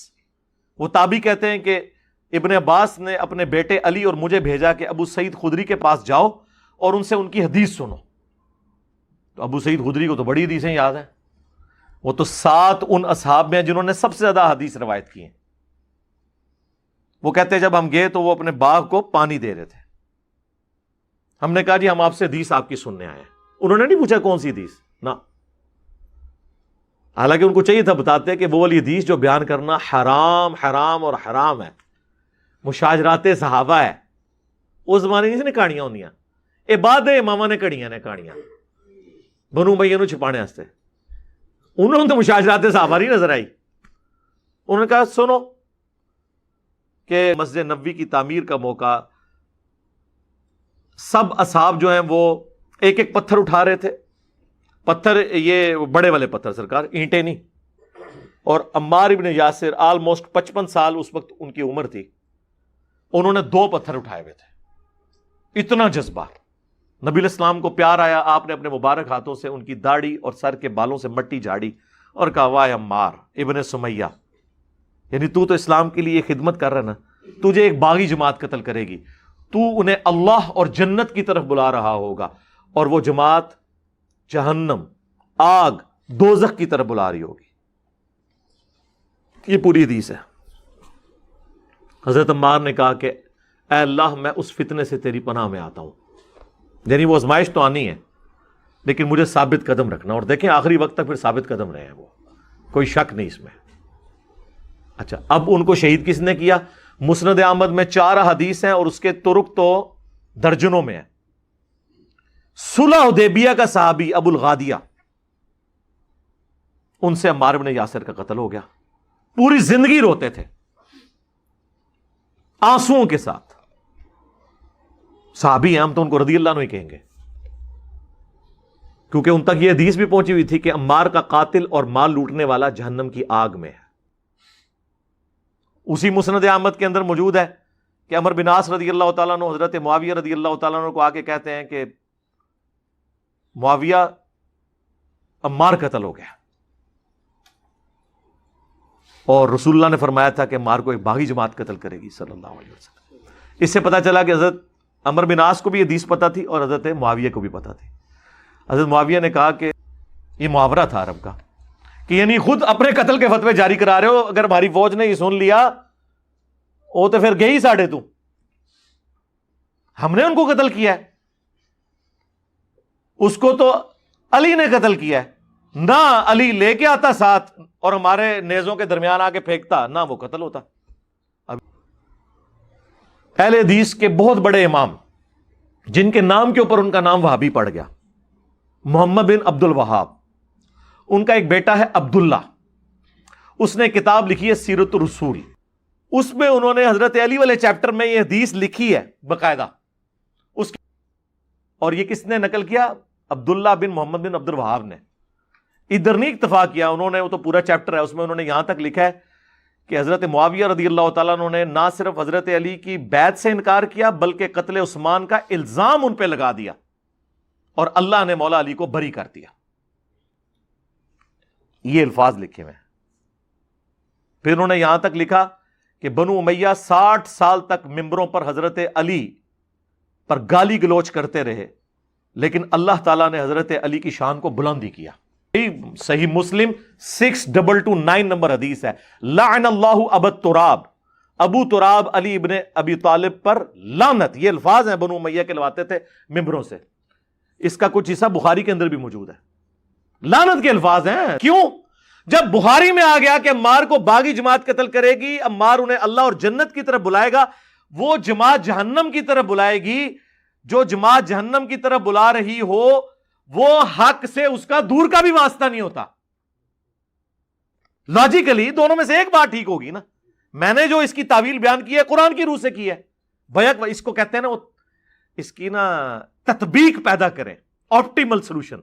تو سر یہ آپٹیمل سولوشن وہ بخاری میں ہے. تو بخاری کی حدیث میں جب واضح الفاظ ہے دوزخ کی طرف بلانے والی جماعت، تو حق سے ذرا سا بھی اس کا واسطہ ہوتا تو دوزخ کی طرف نہ بلا رہی ہوتی. لاجیکلی ٹھیک ہے، common sense. But common sense is not so common. Common sense common بھی نہیں ہوتا. اہل حدیث کے تو میں نے بزرگوں کے حوالے دیے، تو 2 تبرک کے طور پہ دیوبند اور بریلویوں کے مشترکہ بزرگوں کے، حنفی جو بزرگ ہیں ان کا حوالہ بھی سن لیں. ملا علی قاری جو ہے 1014 ہجری میں فوت ہوئے ہیں. انہوں نے مشکات کی شرح لکھی ہے مرقاہ. پوری دنیا کے اندر ایک اتھینٹک شرح مانی جاتی ہے. بہت بڑی پرسنالٹی ہے، آج سے آلموسٹ 400 سال پہلے. انہوں نے قتل عمار والی حدیث کے کانٹیکسٹ میں اتنے سخت جملے لکھے ہیں کہ اگر وہ ہم اپنے ریفرنس سے بیان کرتے تو انہوں نے ہمیں رافضیے سے بھی اگلی ڈگری دے دینی تھی. لیکن ملا علی قاری کو رحمہ اللہ کہتے ہیں، بلکہ کہتے ہیں امام حنیفہ کے بعد چند ایک جو بڑے حنفی ہیں نا ان میں سے وہ ہمارے بزرگ ہیں ملا علی قاری. وہ مرقاہ میں لکھتے ہیں قتل عمار کے حوالے سے کہ جب عمار ابن یاسر کی شہادت کی خبر حضرت معاویہ کو پہنچ گئی تھی تو انہیں چاہیے تھا کہ وہ اپنی بغاوت کو ترک کر دیتے، نمبر 1۔ نمبر 2، خلافت منفیہ کی طلب کو چھوڑ دیتے، یعنی وہ کہتے ہیں وہ ان کے اندر بیسیکلی خلیفہ بننے کی خواہش تھی، وہ اس کو چھوڑ دیتے، یعنی وہ دل کے اندر گھس گئے ہیں۔ ویسے کہتے ہیں علم غیب نہیں کسی کو، دل تک پہنچے ہیں، ہم تو نہیں کبھی پہنچے۔ تیسرا انہوں نے پھر لکھا کہ وہ ہے تو باغی تھے لیکن بظاہر انہوں نے خون عثمان کو اپنی بغاوت کو چھپانے کے لیے ڈھال بنایا ہوا تھا، اندر سے وہ حضرت علی کے باغی تھے، خلیفہ راشد کی بیعت نہیں کرنا چاہتے تھے۔ اور نمبر 4، ان کی اس بغاوت نے قرآن اور سنت دونوں کو پیٹھ کے پیچھے ڈال دیا۔ یہ 4 جملے لکھے ہیں۔ ہمارے بھائی جب یہ شیئر کرواتے ہیں اور آگے سے کہتے ہیں ٹائم قیامت تک جواب دے ہوئے ملا علی کاری کیسی، نیم رافضی یا پورا رافضی، کہتے نہیں ان کی اجتہادی غلطی ہے۔ واہ واہ واہ، ٹھیک ہے، تو ہم نے تو اس سے بہت تھوڑی اجتہادی غلطی ہے، ہم نے تو بلکہ کی بھی نہیں، ہم نے تو حدیثیں بیان کی ہیں۔ اور ملا علی قاری سے بھی بڑی پرسنالٹی بدر الدین عینی، ایک زمانے میں 2 بڑے امام ہوئے ہیں، ابن حجر اسقلانی 852 ہجری میں فوت ہوئے اور 855 ہجری میں بدر الدین عینی۔ انہوں نے شرح لکھی فتح الباری بخاری کی، انہوں نے لکھی عمدۃ القاری۔ پوری دنیا میں یہ 2 بڑی صحیح بخاری کی شروحات مانی جاتی ہیں۔ انہوں نے صحیح بخاری کی شرح میں لکھا، کسی بڑے امام کا قول نقل کیا کہ وہ کہتے ہیں کہ حضرت علی کو 2 اجر ملیں گے اور حضرت معاویہ کو 1، کیونکہ ان کی غلطی اجتہادی ہے۔ پھر بدر الدین عینی لکھتے ہیں، میں یہ کہتا ہوں کہ حضرت معاویہ رضی اللہ تعالیٰ عنہ کی اجتہادی خطا کیسے کہہ دیا جائے ان کی اس غلطی کو، جبکہ انہیں حدیث عمار پہنچ چکی تھی کہ عمار کو باغی جماعت قتل کرے گی۔ یعنی اگر حضرت عمار قتل نہ ہوئے ہوتے تو پھر کہہ سکتے ہیں کہ غلط فہمی ہو گئی ہے، قتل عمار کے بعد وہ یہ کیسے کہہ سکتے تھے کہ میری خطا جو ہے اجتہادی ہے۔ پھر انہیں ساتھ لکھا انہیں یہ حدیث پہنچ چکی تھی، اس کے باوجود وہ اپنی اس بات پہ اڑے رہے۔ کیا حضرت معاویہ کے لیے یہ کافی نہیں ہے کہ انہیں برابر چھوڑ دیا جائے، چاہے جائے کہ انہیں 1 اجر بھی ملے؟ یہ جملہ انہوں نے لکھا۔ اور یہ میں آپ کو بتاؤں یہ بات بالکل ٹھیک ہے، یہ جو اجتہادی خطا والا انہوں نے دور کا اجتہاد کیا ہے، وہ حدیث بخاری مسلم میں یوں ہے کہ اگر حکمران وقت اجتہاد کرے اور وہ غلطی پر ہو تو اسے 1 اجر ملے گا، اور اگر اس نے صحیح اجتہاد کیا تو اسے ڈبل اجر ملے گا۔ مخالف کا کبھی ذکر نہیں آیا۔ یعنی یہ ہو سکتا ہے کہ حضرت ابوبکر صدیق کے خلاف جو لوگ کھڑے ہوئے ہیں انہیں 1 اجر ملے، مسلمان ہی تھے نا، منکرین زکات تھے نا، ہے تو مسلمان تھے نا۔ زکات کس سے لی جاتی ہے سرکار؟ ہاں، تو ہم حضرت ابوبکر کے مخالفین کو کیا کہتے ہیں؟ 1 اجر ملے گا۔ حضرت عثمان کے مخالفین کو کہتے ہیں یہ بلوائیوں کو کہ 1 اجر ملے گا۔ وہاں تو صحابہ شجرہ بھی تھے، یہاں کہ ان کی ڈاکٹرن ہی بدل جاتی ہے۔ اس کا مطلب یہ تھا کہ اگر حضرت علی خدا نخواستہ غلط بھی جنگ جمل صفین نہروان لڑتے نا تب بھی 1 اجر مل جاتا، کیونکہ وہ خلیفہ راشد تھے۔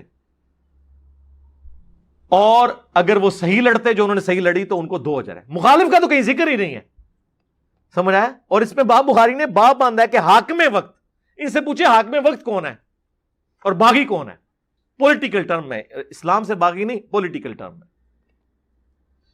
تو معاملات بالکل کلیئر ہو جائیں گے۔ ہم پیار سے، محبت سے قرآن و احادیث کی روشنی میں اپنا مقدمہ آپ کے سامنے رکھتے ہیں، اور پھر ہم آپ کو آپ کے گھر کی خبر بھی دیتے ہیں کہ یار یہ باتیں جو ہم کر رہے ہیں اس سے ہزاروں گنا بڑی سخت باتیں آپ کے بزرگ لکھتے رہے ہیں۔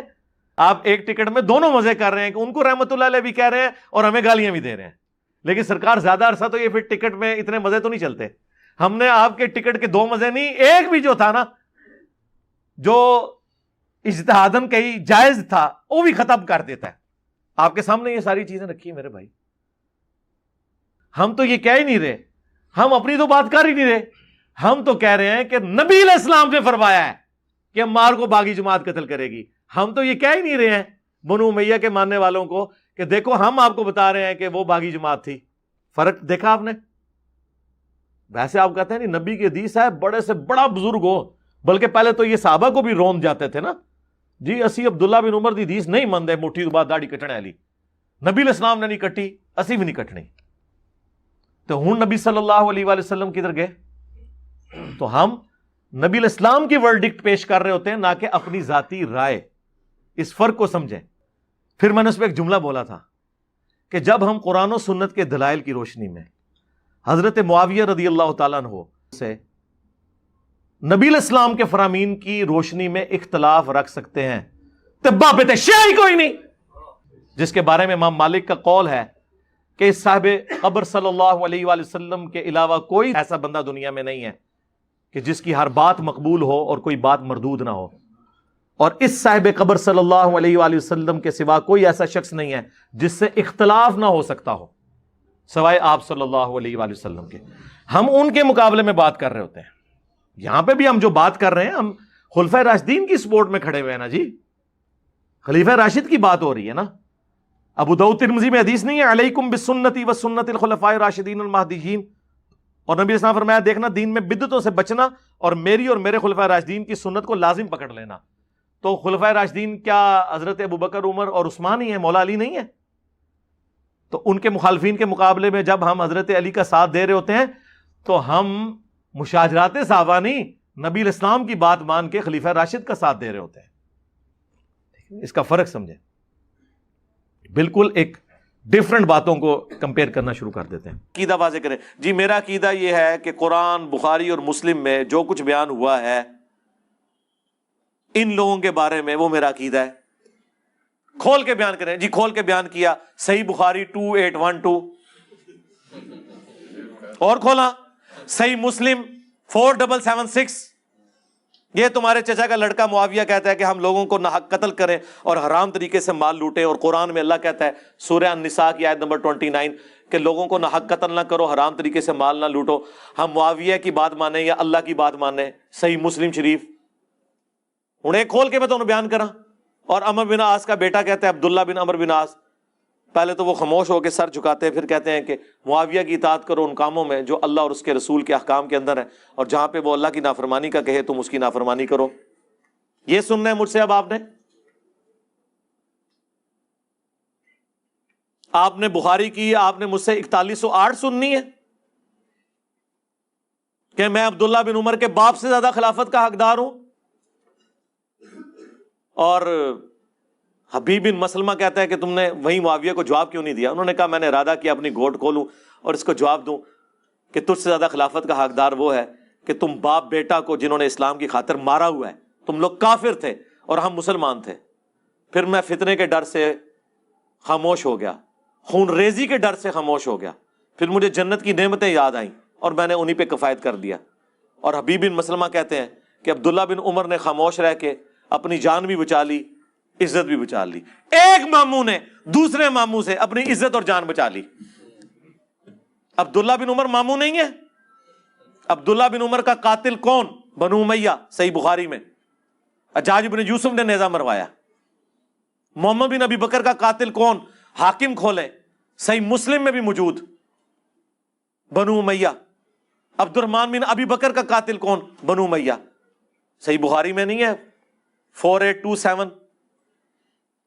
جب وہ مروان کہتا ہے کہ اللہ نے امیر المومنین کو سجھایا ہے, وہ امت کے وسیع تر مفاد میں اپنے بیٹے یزید ابن معاویہ کو اپنے بعد خلیفہ چننا چاہتے ہیں. او عبد الرحمن بن ابی بکر کھلو گیا, انہوں نے کیا سیدھی طرح کہہ تیرا امیر المومنین کیسر و کسرا کے طریقے پہ چلنا چاہتا ہے, ابو بکر عمر کے طریقے پہ نہیں. لیکن بخاری نے لکھا کچھ کہہ دیا, لیکن امام حاکم نے سنن نسائی الکبریٰ کے اندر پوری تفصیل ہے. اور سورہ احقاف کی آیت نمبر 17 میں ابن کثیر نے ساری حدیثیں جمع کر دی ہیں. ابن کثیر کدھر رحمہ اللہ ہے؟ سارے دا, وہابیاں دا بھی اور غیر وہابیاں دا بھی. سورہ احقاف آیت نمبر 17, کیونکہ وہ آیت پڑھی تھی اس نے. پڑھو عبد الرحمن بن ابی بکر, وہ بھاگ کے گھس گئے حضرت عائشہ کے حجرے میں, باہر سے بکواس کرنا شروع ہو گیا کہ ابو بکر کے بیٹے تیرے بارے میں ہے کہ تو نے اپنے ماں باپ سے کہا تھا کہ یہ جو تم مجھے کہتے ہو مرنے کے بعد زندہ کیا جاؤں گا، اگلے لوگوں کی کہانیاں، تو قرآن کی بے حرمتی کرتا تھا، تو کافر تھا اس وقت.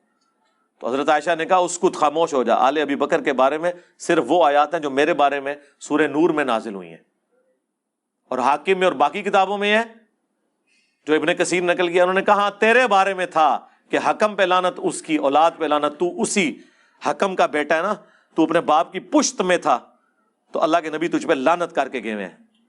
جی یہ میں بیان کروں، پھر چلیں اس کی شرح بیان کر دیں. کیڑی کیڑی چیز میں بیان کراں؟ جو چیز کھولوں گا آپ اس کی جب شرح بیان کرنے ہوں گے تو پھر آپ کے لیے کانپے ٹانگیں گی. اس کے لیے میں نے سارے مسئلے ختم کر دیے. میں نے کربلا کے اوپر ایک ریسرچ پیپر لکھ دیا ہے 5B، 200 احادیث جمع کر دی ہیں.